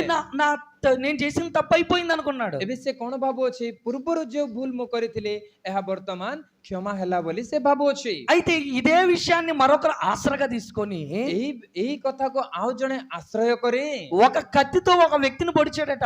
ଦେଖନ୍ତୁ ଗୋଟିଏ କାତି ନେଇ ଜଣଙ୍କୁ ହତ୍ୟା କଲେ। ఇప్పుడు ఒక కత్తితో పొడిచాడు కనుక ఇంకొకటి ఏం చేయాలి? ଏବେ କ୍ଷମା ପାଇବା ନିମନ୍ତେ ଏବେ କଣ କରିବାର ଅଛି? ఇక 2 కత్తులు తీసుకొచ్చి ଏବେ 2ଟି କାତି ନେଇ పొడవాలి. ଆଉ ଜଣଙ୍କୁ ଭୁସିବାର ଅଛି। అంతే కదా? ହଁ କି ନାଇଁ କୁହନ୍ତୁ? యేసుక్రీస్తు వారిని కూడా అలాగే ప్రశ్నిస్తున్నారు. ఇప్పుడు ଏଠାରେ ଏଇ ଫାରୁସି ଶାସ୍ତ୍ରୀ ମାନେ ଯୀଶୁଙ୍କୁ ସେଇ ପ୍ରଶ୍ନ କରୁଅଛନ୍ତି। వ్యభిచారం చేసింది, ବ୍ୟଭିଚାର କଲା, రాళ్లతో కొట్టాలి, ପଥର ଫୋପାଡ଼ି ମାରିବାର ଅଛି, కానీ నువ్వేమంటున్నావు? କିନ୍ତୁ ଆପଣ କଣ କହୁଛନ୍ତି? ఒకటి కొడితే ఇంకోటి చూపించమంటున్నావు. ଗୋଟିଏ ଗାଲରେ ମାରିଲେ ଆଉ ଗୋଟିଏ ଗାଲ ଦେଖେଇବା ପାଇଁ କହୁଛ। ఈయన వ్యభిచారం పోవాలంటే ఇంకొకరితో పోవాలా? ତାହେଲେ ଏଇ ସ୍ତ୍ରୀର ବ୍ୟଭିଚାର ଏବେ କ୍ଷମା ହବାର ଅଛି କହିଲେ ଇଏ ଆଉ ଜଣଙ୍କ ସହିତ ବ୍ୟଭିଚାର କାର୍ଯ୍ୟ କରିବାର ଅଛି ఏం କି? చేస్తావు నీ చెప్పు. ଏବେ କଣ କରିବାର ଅଛି ଯୀଶୁ ଆପଣ କୁହନ୍ତୁ। ఇప్పుడు యేసుక్రీస్తు వారు ఏమంటున్నా తెలుసా? ଏବେ ଯୀଶୁ କଣ କହୁଛନ୍ତି ଜାଣନ୍ତି? ఆ యేసు నేల మీద వంగి ଯୀଶୁ ଅଧମୁଖ ହୋଇ వ్రేలుతో ఏమో వ్రాయిచుండెను. ଅଙ୍ଗୁଳି ଦ୍ୱାରା ଭୂମିରେ ଲେଖିବାକୁ ଲାଗିଲେ। వారాయనను పట్టు వదలక అడుగుచుండగా 7 ପଦରେ ମାତ୍ର ସେମାନେ ତାଙ୍କୁ ପୁନଃ ପଚାରନ୍ତେ, ఆయన తల ఎత్తి చూచి ସେ ମସ୍ତକ ଉତ୍ତୋଳନ କରି మీలో పాపము లేనివాడు ତାଙ୍କୁ କହିଲେ, ତୁମମାନଙ୍କ ମଧ୍ୟରେ ଯେ ନିଷ୍ପାପ మొట్టమొదట ఆమె మీద రాయి వెయ్యవచ్చు అని వారితో చెప్పి ସେ ପ୍ରଥମେ ତାହାକୁ ପଥର ଫୋପାଡୁ। ఏమన్నాడండి యేసుక్రీస్తు వారు? ଯୀଶୁ କଣ କହିଲେ ଉତ୍ତର? చంప మీద కొట్టినందుకు మరో చంప తిప్పమన్నాను కదా. ଦେଖନ୍ତୁ, ଗୋଟିଏ ଗାଲରେ ଚାପୁଡା ମାରିଲେ ଆଉ ଗୋଟିଏ ଗାଲ ଦେଖେଇବା ପାଇଁ ଯୀଶୁ କହିଲେ ନା। మంచి నేర్పాను మీకు, ଉତ୍ତମ ଶିକ୍ଷା ମୁଁ ତୁମକୁ ଦେଲି। మంచి నేర్పిన నన్ను తప్పు పట్టాలని వచ్చారు కనుక ଉତ୍ତମ ବିଷୟ ଶିକ୍ଷା ଦେଇଥିବା ହେତୁ ମୋ ଠାରେ ଦୋଷ ଧରିବା ପାଇଁ ତୁମେ ଆସିଅଛ। అయితే ତାହେଲେ ఆమె తప్పు చేసిందని నిలబెట్టారు కదా. ସେ ବ୍ୟభిଚାର କରିଛି ବୋଲି, ଅପରାଧ କରିଛି ବୋଲି ମଧ୍ୟସ୍ଥଳରେ ଠିଆ କରାଇଅଛ ନା। మీ చేతుల్లో రాళ్ళు కూడా పట్టుకున్నారు కదా. ତୁମେ ତାଙ୍କୁ ଆଘାତ କରିବା ପାଇଁ ପଥର ମଧ୍ୟ ଧରିଛ ନା। అయితే ତାହେଲେ మీలో పాపము లేనివాడు ତୁମମାନଙ୍କ ମଧ୍ୟରେ କିଏ ନିଷ୍ପାପୀ, ଯିଏ ପାପ କରିନାହିଁ, మొట్టమొదట వాడు రాయి ସିଏ వేయండి. ପ୍ରଥମେ ପଥର ଫୋପାଡୁ। ఒక్కరైనా వేశారా? ଜଣେଲେ ପଥର ଫୋପାଡିଲେ। చూద్దామా బైబిల్లో? ଦେଖିବା କି ବାଇବେଲରେ కింద అంటున్నాడు చూడండి, କଣ କହୁଛନ୍ତି ଦେଖନ୍ତୁ। పాపము లేనివాడు మొట్టమొదట ఆమె మీద రాయి వేయడని చెప్పాడు. ଆଉ ଯେ ନିଷ୍ପାପୀ ସେ ପ୍ରଥମେ ପଥର ଫୋପାଡୁ ବୋଲି ଯେତେବେଳେ ଯୀଶୁ କହିଲେ, అప్పుడు చూడండి 8 ପଦ, 8వ వచనం, మరలా వంగి నేల మీద వ్రాయిచుండెను. ଏହି କଥା କହିବା ପରେ ପୁନର୍ବାର ଯୀଶୁ ଭୂମି ଉପରେ ଲେଖିବାକୁ ଲାଗିଲେ। వారా మాట విని 9 ପଦ, ତାହା ଶୁଣି పెద్దవారు మొదలుకొని ସେମାନେ ବଡ ଠାରୁ ଆରମ୍ଭ କରି చిన్నవారి వరకు ଜଣ ଜଣ ହୋଇ ఒకని వెంట ఒకడు బయటికి వెళ్ళిరి. ବାହାରି ଯିବାକୁ ଲାଗିଲେ। యేసు ఒక్కడే మిగిలేను. କେବଳ ଯୀଶୁ ମଧ୍ୟସ୍ଥଳରେ ଛିଡା ରହିଲେ। యేసు అడిగాడండి, ଯୀଶୁ ପଚାରିଲେ, పాపం లేని వాడెవడు? ତୁମମାନଙ୍କ ମଧ୍ୟରେ କିଏ ପାପ କରିନାହିଁ? నువ్వు పాపివయ్యుండి ତୁମେ ନିଜେ ଜଣେ ପାପୀ ହୋଇ రాయి పట్టుకొని వచ్చి చంపాలనుకుంటున్నావా? ପଥର ଧରି ଆସିଅଛ ତୁମେ ମାରିବା ପାଇଁ। నువ్వే పాపివి. ତୁମେ ଜଣେ ପ୍ରଥମେ ପାପୀ ଅଟ। మళ్ళా పాపం చేసిందని రాయి పట్టుకొచ్చావా? ଆଉ ସେଇ ସ୍ତ୍ରୀ ପାପ କରିଅଛି ବୋଲି ତାକୁ ଦଣ୍ଡ ଦେବା ପାଇଁ ପଥର ନେଇ ଆସିଅଛ। ఆ మాట విన్న తరువాత ଏଇ କଥା ଯେତେବେଳେ ଚତୁଃପାର୍ଶ୍ୱରେ ଥିବା ଲୋକମାନେ ଶୁଣିଲେ, ఒక్కడు కూడా రాయి వేయలేదటండి. ଜଣେ ହେଲେ ବି ପଥର ଫୋପାଡ଼ିଲେ ନାହିଁ। ପ୍ରିୟମାନେ, యేసుక్రీస్తు వారు అప్పుడు ఏమంటున్నారు చూడండి, ସେତେବେଳେ ଯୀଶୁ କଣ କହୁଅଛନ୍ତି ଦେଖନ୍ତୁ, చూద్దాం. ଦେଖିବା ଆମମାନେ। యేసొక్కడే మిగిలెను. ଆଉ କେବଳ ଯୀଶୁ ଓ ମଧ୍ୟସ୍ଥଳରେ ସେଇ ସ୍ତ୍ରୀ ଲୋକ ଅବଶିଷ୍ଟ ରହିଲେ। ఆ స్త్రీ మధ్య నిలబడి ఉండెను. ଆଉ ସେଇ ସ୍ତ୍ରୀ ଲୋକ ଅବଶିଷ୍ଟ ରହିଲେ। యేసు తల ఎత్తి 10 ପଦରେ ପୁଣି ଯୀଶୁ ମସ୍ତକ ଉତ୍ତୋଳନ କରି చూచి ତାକୁ କହିଲେ, అమ్మా, ଗୋ ନାରୀ, వారు ఎక్కడ ఉన్నారు? ସେମାନେ କାହାନ୍ତି? ఎవరును నీకు శిక్ష విధించలేదా? କେହି କଣ ତୁମକୁ ଦଣ୍ଡନୀୟ ବୋଲି ବିଚାର କଲେ ନାହିଁ? ఏ నిన్ను వ్యభిచారం చేశారని తెచ్చారే? ତୁମେ ବ୍ୟଭିଚାର କଲ ବୋଲି ଧରି ଆସିଲେ? ఒక్కడు రాయి వేయలేదా? ଜଣେ ହେଲେ କେହି ବି ପଥର ଫୋପାଡ଼ିଲେ ନାହିଁ? అందరూ పాపం చేసిన వాళ్ళే. ସମସ୍ତେ పాପ କରିଅଛନ୍ତି। పాపం చేసిన వాడు చంపాలనుకుంటున్నాడు. ପାପ କରିବା ବ୍ୟକ୍ତି ଆଉ ଜଣଙ୍କୁ ଦେଖନ୍ତୁ ଦଣ୍ଡ ଦେବା ପାଇଁ ଇଚ୍ଛା କରୁଅଛି। నువ్వు దొరికావు, ତୁମେ ଧରା ପଡିଲ, వాళ్ళు దొరకలేదు. ସେମାନେ ଧରା పడి ନାହାନ୍ତି। ఎవరు నిన్ను శిక్షించలేదమ్మా. କେହି କି ତୁମକୁ ଦଣ୍ଡ ଦେଲେ ନାହିଁ କି ମା? ఏమంటే ఒక వ్యభిచారిని ఏమంటున్నాడు? ଜଣେ ବ୍ୟଭିଚାରୀ କାର୍ଯ୍ୟରେ ଧରା ପଡିଥିବା ସ୍ତ୍ରୀଙ୍କୁ ଯୀଶୁ କଣ ସମ୍ବୋଧନ କରୁଛନ୍ତି? అమ్మా అని పిలుస్తున్నాడు చూడండి. ମା ବୋଲି ସମ୍ବୋଧନ କରୁଛନ୍ତି। ଦେଖନ୍ତୁ, ఎవరండి ఒక వ్యభిచారిని అలా అమ్మ పేరుతో సంబోధిస్తారు? ଆଜିର ସମାଜରେ ଜଣେ ବ୍ୟଭିଚାର କାର୍ଯ୍ୟରେ ଥିବା ସ୍ତ୍ରୀଙ୍କୁ କିଏ ମା ବୋଲି ସମ୍ବୋଧନ କରିପାରିବେ? ఒక వ్యభిచారిలో కూడా అమ్మను చూశాడండి. ଜଣେ ବ୍ୟଭିଚାରୀ ଠାରେ ମଧ୍ୟ ଜଣେ ମାଙ୍କୁ ଦେଖିଲେ ଯୀଶୁ। అమ్మా, ମା, వారు నిన్ను శిక్షించలేదా? କେହି କଣ ତୁମକୁ ଦଣ୍ଡନୀୟ ବୋଲି ଗଣନା କଲେ ନାହିଁ? నేను కూడా శిక్షించను. ତାହେଲେ ମୁଁ ମଧ୍ୟ ତୁମକୁ ଦଣ୍ଡନୀୟ ବୋଲି କହୁନାହିଁ। పాపము చెయ్యకమ్మా, ଆଉ ଆଜି ଦିନ ଠାରୁ ଏହି ପାପ ଆଉ କର ନାହିଁ। నేను క్షమిస్తున్నాను. ମୁଁ ତୁମକୁ କ୍ଷମା ଦେଉଅଛି। పాపం చెయ్యవద్దు. ଆଜି ଠାରୁ ଆଉ ପାପ କର ନାହିଁ। అంటే ఇంత గొప్ప మహనీయుడు ఎక్కడున్నాడండి లోకంలో? ଏହିପରି ମହାନୀୟ ବ୍ୟକ୍ତି ସମାଜରେ କେଉଁଠାରେ ଅଛନ୍ତି କୁହନ୍ତୁ? పాపాన్ని అరికట్టి ଦେଖନ୍ତୁ, ପାପକୁ ନିବୃତ୍ତ କରି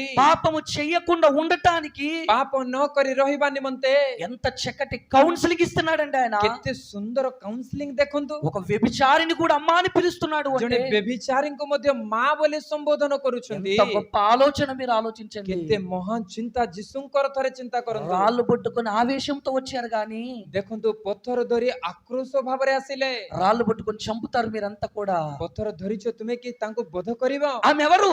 ସେ କିଏ? పరలోకమందున తండ్రి కుమార్తె కదా, ସେ ମଧ୍ୟ ସ୍ୱର୍ଗସ୍ଥ ପିତାଙ୍କର ଜଣେ କନ୍ୟା, మీరు కూడా పిల్లలే కదా. ତୁମେ ମଧ୍ୟ ତାଙ୍କର ସନ୍ତାନ। కానీ దుష్టుడు ఏం చేశాడు? କିନ୍ତୁ ଦୁଷ୍ଟ କଣ କରିଅଛି? చంపండి అని ప్రేరేపిస్తున్నాడు. ଦେଖନ୍ତୁ ତାକୁ ବଧ କର ବୋଲି ତୁମକୁ ପ୍ରେରଚିତ କରୁଅଛି। కనుక దేవుని బిడ్డలారా, ତେଣୁ ପ୍ରିୟ ଈଶ୍ୱରଙ୍କ ସନ୍ତାନ అలాంటి ମାନେ లోకములో ଏହିପରି ଜଗତରେ క్షమా గుణాన్ని నేర్పాడు ఆయన. କ୍ଷମା ଗୁଣ ଶିଖାଇଲେ ଯୀଶୁ। ఈ పరలోకమందున తండ్రికి మీరు కుమారులు అయ్యుండునట్లు ତୁମେ ଯେପରି ସ୍ୱର୍ଗସ୍ଥ ପିତାଙ୍କର ସନ୍ତାନ ହୋଇପାରିବ, మీ శత్రువులను క్షమించండి. ତୁମର ଶତ୍ରୁ ମାନଙ୍କୁ ତୁମେ କ୍ଷମା କର। అందుకే యేసు వచ్చాడు, ତେଣୁ ଯୀଶୁ ଏଇ ଜଗତକୁ ଆସିଲେ, పాపులను క్షమించాడు. ପାପୀ ମାନଙ୍କୁ ସେ କ୍ଷମା ଦେଲେ। ఆయన అంటున్న మాట ఏంటి తెలుసా? ସେ କହୁଥିବା କଥା କଣ ଜାଣନ୍ତି? చూద్దామండి. ଥରେ ଆମମାନେ ବାଇବଲରେ ଦେଖିବା। మత్తయి సువార్త ମାଥ୍ୟୁ ଲିଖିତ ସୁସମାଚାର 9వ అధ్యాయము 9 ଅଧ୍ୟାୟ 16వ వచనం. 16 ପଦ। మత్తయి సువార్త ମାଥ୍ୟୁ ଲିଖିତ ସୁସମାଚାର 9వ అధ్యాయము 9 ଅଧ୍ୟାୟ 16వ వచనం చూస్తే 16 ପଦ ଯଦି ଆମେ ଦେଖିବା, ఏమని వ్రాయబడింది చూడండి. କଣ ଲେଖାଯାଏ ଥରେ ଦେଖନ୍ତୁ। పాపులను క్షమించుటకు. ଦେଖନ୍ତୁ ମାଥ୍ୟୁ ଲିଖିତ ସୁସମାଚାର, సరే చూడండి, లూకా రాసిన సువార్త, మార్కు సువార్త చూద్దాం. ମାର୍କ ଲିଖିତ ସୁସମାଚାର 2వ ଦେଖିବା। అధ్యాయం 10వ వచనం కూడా చూద్దామండి. 2 ଅଧ୍ୟାୟ 10 ପଦ ଥରେ ଆମେ ଦେଖିବା। మార్కు రాసిన సువార్త ମାର୍କ ଲିଖିତ 2వ ସୁସମାଚାର అధ్యాయము 2 ଅଧ୍ୟାୟ 10వ వచనాన్ని మనం చూడగలిగితే 10 ପଦ ଯଦି ଆମେ ଦେଖିବା, అక్కడ ఏమంటున్నాడు చూడండి. ఆయన ଏଠାରେ କଣ ଲେଖାଯାଏ ଥରେ ଦେଖନ୍ତୁ। నీ పాపములు క్షమింపబడి ఉన్నవని వానితో చెప్పెను. ଆଉ ସେ ପକ୍ଷାଘାତୀକୁ ରୋଗୀକୁ କହିଲେ, ତୁମର ପାପ ସବୁ କ୍ଷମା ହୋଇଅଛି। చూడండి 10వ వచనం కూడా చూడండి. 10 ପଦ ମଧ୍ୟ ଥରେ ଦେଖନ୍ତୁ। అయితే పాపములు క్షమించుటకు କିନ୍ତୁ ପୃଥିବୀରେ ପାପ କ୍ଷମା କରିବାକୁ భూమి మీద మనిషి కుమారుడికి అధికారం కలదని మీరు తెలుసుకొనవలనని వారితో చెప్పి, ମନୁଷ୍ୟ ପୁତ୍ରଙ୍କର ଯେ ଅଧିକାର ଅଛି ଏହା ତୁମେ ଯେପରି ଜାଣିପାର। పాపాన్ని క్షమించాడండి. ପାପକୁ ସେ କ୍ଷମା କଲେ, పాపలను క్షమించాడండి. ପାପୀ ମାନଙ୍କୁ କ୍ଷମା କଲେ। పాపం చేయకండి, ପାପ ଆଉ କର ନାହିଁ, హత్య చేయకండి, ତୁମେ ନରହତ୍ୟା କର ନାହିଁ, ద్వేషించకండి, ତୁମେ ଅନ୍ୟ ଜଣଙ୍କୁ ଦ୍ୱେଷ କର ନାହିଁ, ప్రేమించండి. ତୁମେ ପ୍ରେମ କର। ఒక వ్యభిచారిని సైతం ଜଣେ ବ୍ୟଭିଚାରୀଙ୍କୁ ମଧ୍ୟ పాపం చేయకుండా క్షమించమని చెప్పాడండి. ତୁମେ ପାପ କର ନାହିଁ ବୋଲି କହି କ୍ଷମା ଦେଉଅଛନ୍ତି। ఎంత గొప్ప మహనీయుడు ఈ లోకంలో ఎవరున్నారు ఆలోచించండి. ଏତେ ମହାନ ବ୍ୟକ୍ତି ଜଗତରେ କିଏ ଅଛନ୍ତି ଥରେ ଚିନ୍ତା କରନ୍ତୁ। అందుకేనండి ତେଣୁ ఈ భూమి మీదకి వచ్చి ଏଇ ଭୂପୃଷ୍ଠ ଉପରକୁ ଆସି ప్రేమ అనురాగాలు లేని ఈ సమాజములో, ଦେଖନ୍ତୁ ପ୍ରେମ ଶୂନ୍ୟ ହୋଇଥିବା ଏଇ ଜଗତରେ, కనికరం లేని ఈ జగత్తులో, ଦୟା ନଥିବା ଏଇ ମାନବ ସମାଜ ମଧ୍ୟରେ, ఒకరినొకరు చంపుకుంటున్న ఈ లోకంలో ପରସ୍ପରକୁ ହତ୍ୟା କରୁଥିବା ଏଇ ପୃଥିବୀରେ ఎలాంటి కౌన్సిలింగ్ ఇచ్చాడో తెలుసా? କେଉଁ ପ୍ରକାରର କାଉନ୍ସିଲିଂ ଯୀଶୁ ଦେଉଅଛନ୍ତି మీరు ଦେଖନ୍ତୁ। చదువుకున్న ఈ మాటలన్నీ కూడా ଆମେ ଯେତେ ବାକ୍ୟ ଅଂଶ ଗୁଡିକ ଏବେ ପଢିଲୁ, ఒక పాటలో మనం చూద్దామండి. ଗୋଟିଏ ଗୀତରେ ଆମମାନେ ଦୃଶ୍ୟ ରୂପରେ ଦେଖିବା। ఆయన వచ్చి ସେଇ ଜଗତକୁ ଆସି ఏ విధంగా క్షమిస్తున్నాడు କେଉଁ ପ୍ରକାର ସେ କ୍ଷମା ଦେଉଅଛନ୍ତି, ఒక వీడియోను చూద్దాం. ଗୋଟିଏ ଭିଡିଓକୁ ଆମମାନେ ଦୃଶ୍ୟ ରୂପରେ ଦେଖିବା।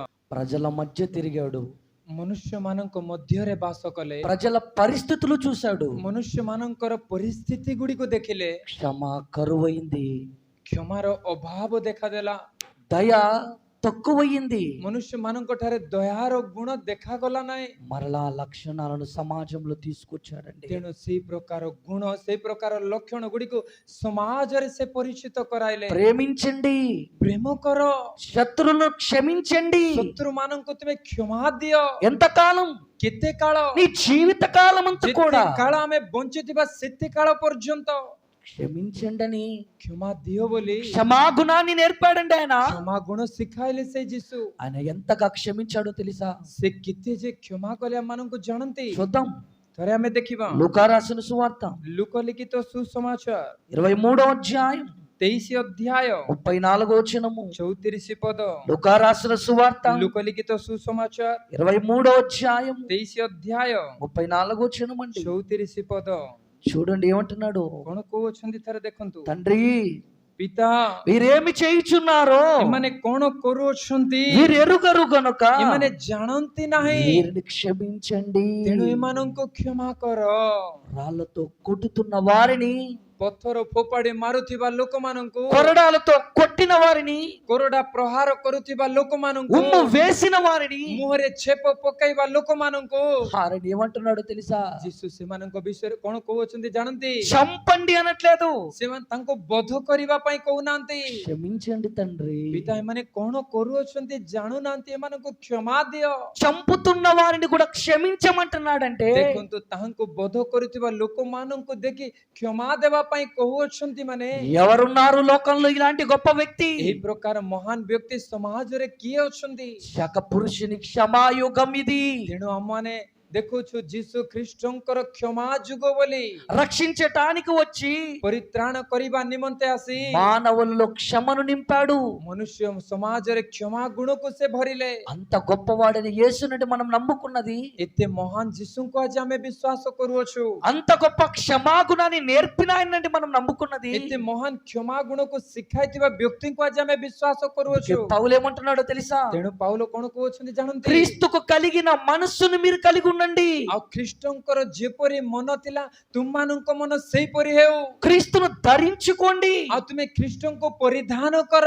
ఆయన శత్రులను క్షమించాడుగా, ଯୀଶୁ ଶତ୍ରୁମାନଙ୍କୁ କ୍ଷମା ଦେଲେ ନା? ఆయన ప్రేమించాడుగా, ସେ ଶତ୍ରୁମାନଙ୍କୁ ପ୍ରେମ କଲେ ନା? చంపుతున్న వారిని కూడా ప్రేమించాడుగా. ଯେଉଁମାନେ ଯୀଶୁଙ୍କୁ ବଧ କରୁଥିଲେ ସେମାନଙ୍କୁ ମଧ୍ୟ କ୍ଷମା ଦେଲେ ఇదిగో ନା? క్రీస్తును ధరించుకున్న వారు, ତାହେଲେ ଖ୍ରୀଷ୍ଟଙ୍କୁ ପରିଧାନ କରୁଥିବା ସମସ୍ତେ, క్రీస్తును పోలి నడుచుకుంటున్న క్రైస్తవులు ଆଉ కూడా, ଖ୍ରୀଷ୍ଟଙ୍କ ପଦ ଚିହ୍ନ ଦେଇ ଅନୁଗମନ କରୁଥିବା ପ୍ରତ୍ୟେକ ଖ୍ରୀଷ୍ଟିଆନ క్రీస్తు క్షమాయుగాన్ని చూపించాలి. ଯୀଶୁ ଖ୍ରୀଷ୍ଟଙ୍କର କ୍ଷମା ଯୁଗକୁ ପରିଚୟ ଦେବାର ଅଛି। అందుకే ତେଣୁ ఈ లోకంలో ఎంతో మంది ଏହି ଜଗତରେ ଅନେକ క్రీస్తు క్షమాగుణాన్ని ఆదర్శంగా తీసుకున్నారు. ଯୀଶୁ ଖ୍ରୀଷ୍ଟଙ୍କର କ୍ଷମା ଗୁଣକୁ ଆଦର୍ଶ ଭାବରେ ନେଲେ। మన ఒరిస్సా రాష్ట్రంలో ଆମ ଓଡ଼ିଶା ରାଜ୍ୟର గ్రామ్ స్టెయిన్ అన్న వ్యక్తిని చంపారు. ଆଉ ମନୋହରପୁର ନାମକ ସ୍ଥାନରେ ଗ୍ରାହାମ ଷ୍ଟେନ୍ସ ନାମକ ଜଣେ ବ୍ୟକ୍ତିଙ୍କୁ ଆଉ ଜାଳି ଦେବା ବିଷୟ ଆମେ ସମସ୍ତେ ଜାଣୁ। చంపిన తరువాత ଆଉ ଯେତେବେଳେ ସେ ବ୍ୟକ୍ତିଙ୍କୁ ଅନେକ ବ୍ୟକ୍ତି ମାନେ ମିଶି ଗୋଟେ ଗାଡି ମଧ୍ୟରେ ରଖି ଜାଳି ହତ୍ୟା କଲେ, వాళ్ళందరినీ కూడా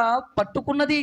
ଆଉ ସେଇ ସମସ୍ତଙ୍କୁ ଆଇନ ଆଉ ସରକାର ସେମାନଙ୍କୁ ଧରିଲେ। అప్పుడు వాళ్ళ భార్యను తీసుకొచ్చారు. ସେତେବେଳେ ତାଙ୍କ ସ୍ତ୍ରୀଙ୍କୁ ଡାକୁଅଛନ୍ତି। ఆమెను తీసుకొచ్చి, ତାଙ୍କ ସ୍ତ୍ରୀଙ୍କୁ ଡାକି నీ భర్తను చంపారు కదమ్మా, ତୁମର ସ୍ୱାମୀଙ୍କୁ ଏମାନେ ହତ୍ୟା କଲେ ନା? నీ పిల్లలను చంపారు కదమ్మా, ତୁମର ସନ୍ତାନ ମାନଙ୍କୁ ମଧ୍ୟ ହତ୍ୟା କଲେ ନା? ఏం చెయ్యమంటావు? ତାହେଲେ ଏମାନଙ୍କ ପ୍ରତି କଣ କରାଯିବ?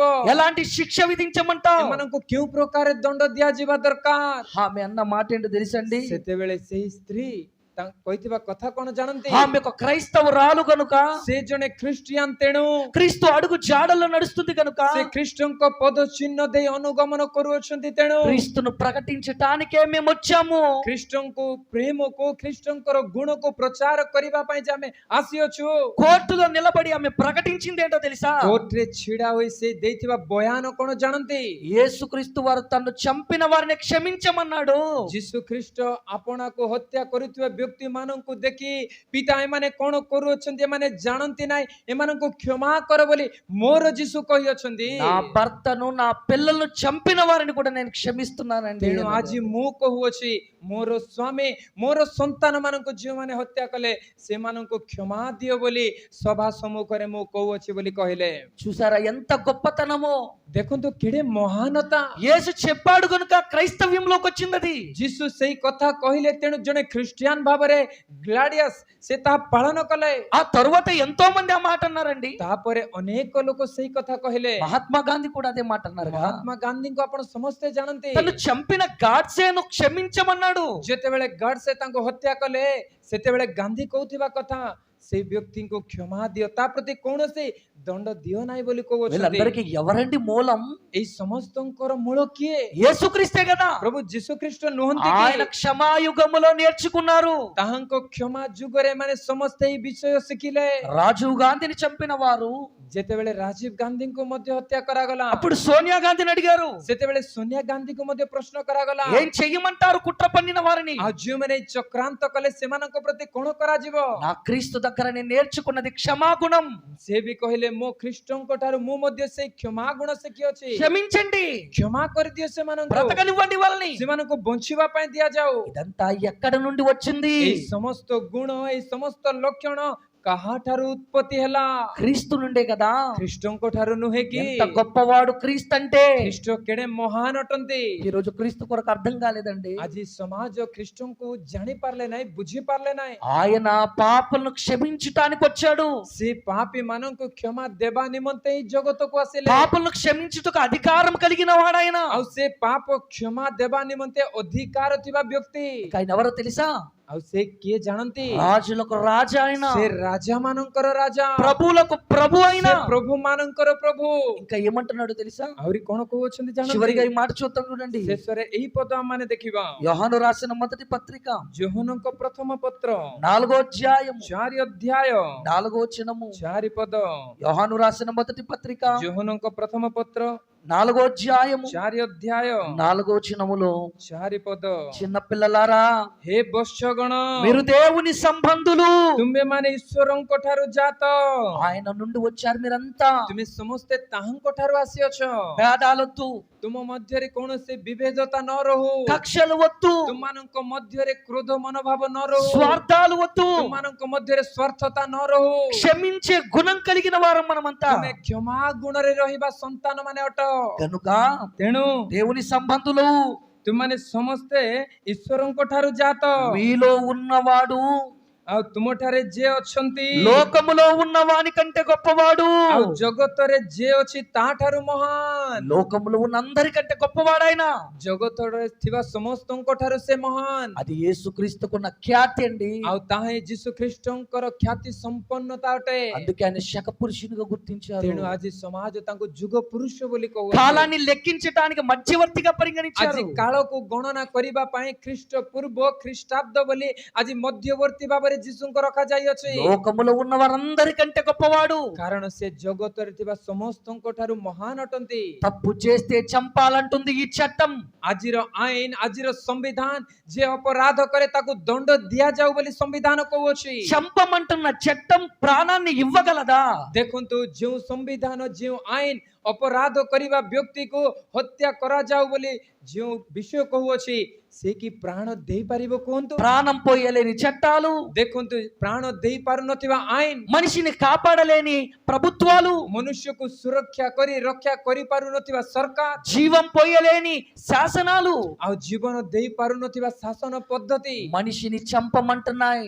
ମନୁଷ୍ୟକୁ ଦଣ୍ଡ ଦେବା ପାଇଁ କହୁଅଛି। చంపటం కాదు, ମନୁଷ୍ୟ ମାନଙ୍କୁ ଦଣ୍ଡ ଦେବାଟା ନୁହେଁ, మనిషిని రక్షించటం, ମନୁଷ୍ୟକୁ ରକ୍ଷା କରିବା ଶ୍ରେଷ୍ଠ, క్షమించటం. ସେମାନଙ୍କୁ କ୍ଷମା ଦେବା ଶ୍ରେଷ୍ଠ। అది యేసుక్రీస్తు వారు నేర్పిన తత్వం. ତାହା ହିଁ ଯୀଶୁ ଖ୍ରୀଷ୍ଟ ମାନବ ସମାଜକୁ ଶିକ୍ଷା ଦେଇଥିବା ତତ୍ତ୍ୱ ଅଟେ। ప్రాణం పోయలేనప్పుడు ଯଦି ଆମେ ଜଣଙ୍କୁ ପ୍ରାଣ ଦେଇ ପାରୁନାହୁଁ, చంపే అధికారం ତାହେଲେ మనకెక్కడుంది? ତାଙ୍କ ପ୍ରାଣ ନେବାର ଅଧିକାର ଆମର ଠାରେ କିପରି ଅଛି? దేవుడిచ్చాడు ఈ జీవితాన్ని, ଈଶ୍ୱର ଏହି ଜୀବନ ଦେଇଅଛନ୍ତି। మనం ఎందుకు చంపాలి? ଆମେ କାହିଁକି ତାର ପ୍ରାଣ ତାଠାରୁ మనం ନେବା? ఎందుకు నేరస్తులం అవ్వాలి? ଆମେ କାହିଁକି ଅପରାଧୀ ହେବା? అందుకేనండి ତେଣୁ యేసుక్రీస్తు వారు సమాజానికి నేర్పించింది, ଯୀଶୁ ଖ୍ରୀଷ୍ଟ ସମାଜକୁ ଏହା ହିଁ ଶିକ୍ଷା మనం ଦେଉଅଛନ୍ତି। దేవుని సంబంధులం ଆମେ ସମସ୍ତେ ଈଶ୍ୱରଙ୍କ ଠାରୁ ଜାତ, గనుక ତେଣୁ క్షమించాలి. ଆମେ କ୍ଷମା ଦେଉ। గనుక దేవుని పిల్లలారా, ତେଣୁ ଈଶ୍ୱରଙ୍କ ସନ୍ତାନ ମାନେ క్రీస్తును కలిగి ఉన్న మనం అందరం కూడా ଯୀଶୁ ଖ୍ରୀଷ୍ଟଙ୍କୁ ପାଇଥିବା ଆମେ ସମସ୍ତେ మన జీవితాల్లో క్రీస్తును చూపించాలి. ଆମ ଜୀବନରେ ଖ୍ରୀଷ୍ଟଙ୍କୁ ଦେଖାଇବା ଆବଶ୍ୟକ। నీ బలి కాదు ఆయన కోరుతుంది, ଆପଣଙ୍କ ଠାରୁ ସେ ବଳିଦାନ ଚାହୁଁନାହାନ୍ତି, నీ అర్పణలు కాదు కోరుతున్నది, ଆପଣଙ୍କର ଅର୍ପଣ ସେ ଚାହୁଁନାହାନ୍ତି, నీలో క్షమాగుణాన్ని కోరుతున్నాడు. ଆପଣଙ୍କ ଠାରେ ସେ କ୍ଷମା ଗୁଣକୁ ଦେଖିବା ପାଇଁ ଚାହୁଁଛନ୍ତି। క్షమను చూపించు, କ୍ଷମା గుణକୁ ଦେଖାଅ, ఎదుటి వారిని క్షమించు. ସମ୍ମୁଖରେ ଥିବା ବ୍ୟକ୍ତିକୁ କ୍ଷମା ଦିଅ। నీ పరలోకం ముందున తండ్రి వలె ତୁମର ସ୍ୱର୍ଗସ୍ଥ ପିତାଙ୍କ ପରି ఏ భేదము లేకుండా, କୌଣସି ପାର୍ଥକ୍ୟ ନଥାଇ, వాడు దుష్టుడైనా, ସେ ଦୁଷ୍ଟ ହେଉ, దుర్మార్గుడైనా, ସେ ଅଧାର୍ମିକ ହେଉ, పాపి అయినా ସେ ପାପୀ ହେଉ, ప్రేమించండి, ତାକୁ ప్రేమ କରନ୍ତୁ, ప్రేమించి మార్చండి. ପ୍ରେମ କରି ତାଙ୍କୁ ପରିବର୍ତ୍ତନ କରନ୍ତୁ। అదే చేశాడండి యేసుక్రీస్తు వారు. ତାହା ହିଁ ଯୀଶୁ କଲେ। ପ୍ରିୟମାନେ, పాపలతో తిరిగాడు, ପାପୀ ମାନଙ୍କ ସହିତ ବୁଲିଲେ, పాపలను మార్చాడు. ପାପୀ ମାନଙ୍କୁ ପରିବର୍ତ୍ତନ କଲେ, ఎంతో మంది తిరుగుబోతుల వాళ్ళతో తిరిగాడు, ଅନେକ ପାପରେ ଜଡିତ ଲୋକମାନଙ୍କ ସହିତ ବସିଲେ, వారి యొక్క పాపాన్ని రక్షించాడండి. ସେମାନଙ୍କ ପାପରୁ ସେମାନଙ୍କୁ ଉଦ୍ଧାର କଲେ। కనుక క్రీస్తును ధరించుకున్న క్రైస్తవులముగా ତେଣୁ ଖ୍ରୀଷ୍ଟଙ୍କୁ ଧାରଣ କରିଥିବା ଖ୍ରୀଷ୍ଟିଆନ ଭାବରେ ఇదిగో క్రీస్తు లక్షణాలు చూపించాలి. ଖ୍ରୀଷ୍ଟଙ୍କ ଲକ୍ଷଣ ସମାଜକୁ ଦେଖେଇବାର ଅଛି। ఒక ఒకవేళ క్రీస్తును మనం చూపించకపోతే ଯଦି ଖ୍ରୀଷ୍ଟଙ୍କୁ ଆମ ଜୀବନରେ ଆମେ ଦେଖେଇବା ନାହିଁ, నీ వలన క్రీస్తు ఓడిపోయిన వాడవుతాడు. ଆମ ଦ୍ୱାରା ଖ୍ରୀଷ୍ଟ ପରାଜୟ ହେବା ବ୍ୟକ୍ତି ପରି ହୋଇଯିବେ। క్రైస్తవుడు అనే పేరుకు అర్థం ఉండదు. ଆଉ ଖ୍ରୀଷ୍ଟିଆନ ନାମକ ସେଇ ପଦର ଅର୍ଥ ଶୂନ୍ୟ ହୋଇଯିବ। ఇంకా సాధ్యమైనంత వరకు ଯେଣୁ ସେ ଯେତେ ଦୂର ସାଧ୍ୟ మన శత్రువును ప్రేమించాలి. ଆମର ଶତ୍ରୁଙ୍କୁ ଆମେ ପ୍ରେମ କରୁ, అదే విధంగా ସେହିପରି క్రీస్తు నేర్పిన క్షమాగుణాన్ని కలిగి ఉండాలి. ଖ୍ରୀଷ୍ଟ ମାନଙ୍କୁ ଦେଖାଇଥିବା ସେଇ କ୍ଷମା ଗୁଣରେ ଆମେ ବଞ୍ଚିବାର ରହିଅଛି। అప్పుడే మనం క్రైస్తవులముగా ତେବେ పిలువబడతాం. ଯେ ଆମେ ଖ୍ରୀଷ୍ଟିଆନ ଭାବରେ ଡକାଯିବାର ଅଧିକାର ଆମେ అప్పుడే ପାଇବା। క్రీస్తును నమ్ముకున్నందుకు ఒక నిదర్శనం ఉంటుంది. ଆଉ ତେବେ ଖ୍ରୀଷ୍ଟଙ୍କୁ ବିଶ୍ୱାସ କରିବାର ଏକ ଅର୍ଥ ରହିବ ପ୍ରିୟମାନେ। కనుక ఆలోచించండి. ତେଣୁ ଚିନ୍ତା କରନ୍ତୁ, ఆ క్షమాగుణాన్ని కలిగి ସେଇ କ୍ଷମା ଗୁଣରେ ଆମେ ପରିପୂର୍ଣ୍ଣ ହୋଇ క్షమా యుగాన్ని చూపిద్దాం. ସେଇ କ୍ଷମା ଯୁଗକୁ ଆଜି ସମାଜରେ ପରିଚୟ କରାଇବା। లోకం ద్వేషాలతో ఉంటుంది, ద్వేషాలతో ఉంటుంది లోకం. ଆଜି ସମାଜ ଦ୍ୱେଷରେ ପରିପୂର୍ଣ୍ଣ, పగలతో ఉంటుంది లోకం. କ୍ରୋଧରେ ପରିପୂର୍ଣ୍ଣ। అలాంటి లోకంలో ଏହି ପ୍ରକାର ସମାଜରେ క్షమను చూపించాడు క్రీస్తు. ଖ୍ରୀଷ୍ଟ ଯେପରି କ୍ଷମା ଗୁଣକୁ ପରିଚୟ మనము କରାଇଲେ, కూడా అదే పరిచయం చేయాలి. ଆମ୍ଭେମାନେ ମଧ୍ୟ ସେହି ଗୁଣକୁ ପରିଚୟ କରାଇବା ଦରକାର। ఆయన ఈ లోకానికి వచ్చి అదే చూపించాడు. ଯୀଶୁ ଏହି ଜଗତକୁ ଆସି ତାହା ହିଁ ସେ ପ୍ରକାଶ ఈ କଲେ। లోకంలో ఎప్పటికీ ఉన్నది ఇందుకోసమే. ଏହି ଜଗତରେ ଆଜି ପର୍ଯ୍ୟନ୍ତ ମଧ୍ୟ ଏହା ପ୍ରକାଶ କରିବା ନିମନ୍ତେ ଆମେ ଅଛୁ। అగ్నిలో నుండి లాగినట్టు ଅଗ୍ନିରୁ କାଢିଲା ପରି కొందరినైనా లాగి రక్షించండి, ଅଳ୍ପ କେତେକଙ୍କୁ ହେଲେ ରକ୍ଷା କରୁ, లేదా ନଚେତ୍ నరకానికి జారిపోతారు. ସେମାନେ ନରକକୁ ଚାଲିଯିବେ। వారిని క్షమించు, ସେମାନଙ୍କୁ କ୍ଷମା ଦିଅନ୍ତୁ, సరైన మార్గానికి రప్పించు. ସେମାନଙ୍କୁ ଉତ୍ତମ ପଥରେ କଢାଇ అది ନିଅନ୍ତୁ। నీ మీద ఉంది బాధ్యత. ସେଇ ଦାୟିତ୍ୱ, ସେଇ କର୍ତ୍ତବ୍ୟ ଆମମାନଙ୍କ ଉପରେ ରହିଅଛି। కనుక ఆలోచించండి. ତେଣୁ ଚିନ୍ତା କରନ୍ତୁ, క్షమాగుణం కలిగి బ్రతకండి. କ୍ଷମା ଗୁଣରେ ପରିପୂର୍ଣ୍ଣ ହୋଇ ଆମେ ବଞ୍ଚୁ। కళ్ళు మూసుకొని ప్రార్థన ଚକ୍ଷୁ చేసుకుందాం. ବନ୍ଦ କଲେ ଆମେ ପ୍ରାର୍ଥନା କରିବା। ప్రేమ కలిగిన తండ్రి, ପ୍ରେମମୟ ପିତା, మీరు వ్రాయించిన మాటలు ତୁମେ ଲେଖାଇଥିବା କଥା మా జీవితాలను ఆకర్షించాయి తండ్రి. ଆମ ଜୀବନକୁ ଆକର୍ଷିତ କରିଅଛି। సమాజం ఎంత బీభత్సంగా ఉందో ସମାଜ କେଡ଼େ ଭୟଙ୍କର ରହିଅଛି, క్రీస్తు కల్లారా చూశాడు. ଖ୍ରୀଷ୍ଟ ଆପଣା ସ୍ୱଚକ୍ଷୁରେ ତାହା ଦେଖିଲେ। కుడి చెంప మీద కొడితే వాడిని కూడా కొట్టాలి అని నినాదం ఉంది. ଆଉ ପୂର୍ବରୁ ଉକ୍ତି ରହିଅଛି, କେହି ଯେ ତୁମର ଡାହାଣ ଗାଲରେ ଚାପୁଡା ମାରେ, ପ୍ରତି ବଦଳରେ ତୁମେ ମଧ୍ୟ ଚାପୁଡା ମାର। కొడితే కొట్టాలి, చంపితే చంపాలని నినాదం ఉంది. ଦେଖନ୍ତୁ, ଦନ୍ତର ପରିବର୍ତ୍ତେ ଦନ୍ତ, ଚକ୍ଷୁର ପରିବର୍ତ୍ତେ ଚକ୍ଷୁ, ହତ୍ୟାର ପରିବର୍ତ୍ତେ ହତ୍ୟା, ଏହି ପ୍ରକାର ସ୍ଲୋଗାନ ସମାଜରେ। అలాంటి సమాజములో ଏହି ପ୍ରକାର ସମାଜରେ మరలా ప్రేమ జ్వాలలను తీసుకొచ్చాడు. ପୁନର୍ବାର ପ୍ରେମକୁ ତୁମେ ପ୍ରଜ୍ୱଳିତ କଲ ପିତା।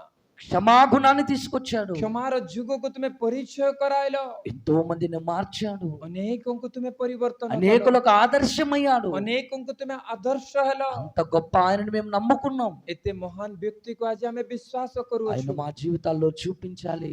ଆଉ ସେ ବ୍ୟକ୍ତିଙ୍କୁ ଆମ ଜୀବନରେ ଆମେ ଦେଖାଇବା మా ଆବଶ୍ୟକ। బ్రతుకుల ద్వారా ఆయన కనపరచాలి. ଆମମାନଙ୍କ ଜୀବନରେ ସେ ପ୍ରକାଶ ହେବାର ଅଛି। మా పాపం కూడా పోవాలి అంటే ଆମର ପାପ କ୍ଷମା ହେବା ନିମନ୍ତେ క్రీస్తొక్కరి మార్గం గనుక ଯୀଶୁ ଖ୍ରୀଷ୍ଟ ହିଁ ମାର୍ଗ ଅଟନ୍ତି। ఆయన ତେଣୁ ఆశ్రయిస్తూ బ్రతకటానికి ତାହାଙ୍କର ଆଶ୍ରୟରେ ବଞ୍ଚିବା మా ପାଇଁ అందరికీ సహాయం దయచేయమని ଆମ కోరుకుంటున్నాం. ପ୍ରତ୍ୟେକଙ୍କୁ ସାହାଯ୍ୟ మీ ପ୍ରଦାନ కుమారుని କରନ୍ତୁ ବୋଲି। క్షమాగుణం, ତୁମ ପୁତ୍ରଙ୍କର କ୍ଷମା ଗୁଣ, మీ కుమారుని యొక్క ప్రేమ గుణం ତୁମ ପୁତ୍ରଙ୍କର ପ୍ରେମ ଗୁଣ మాలో సంపూర్ణంగా కలిగించమని కోరుకుంటున్నాం. ଆମମାନଙ୍କ ଜୀବନରେ ସମ୍ପୂର୍ଣ୍ଣ ରୂପେ ଭରି ଦିଅନ୍ତୁ ବୋଲି ଅନୁରୋଧ କରି క్రీస్తు నామమున ଯୀଶୁଙ୍କ ନାମରେ ఈ ప్రార్థన అడిగి వేడుకొంచున్నాము కన్న ଏହି తండ్రి. ପ୍ରାର୍ଥନା ଉତ୍ସର୍ଗ କରି ମାଗୁଅଛୁ ପିତା। ఆమేన్.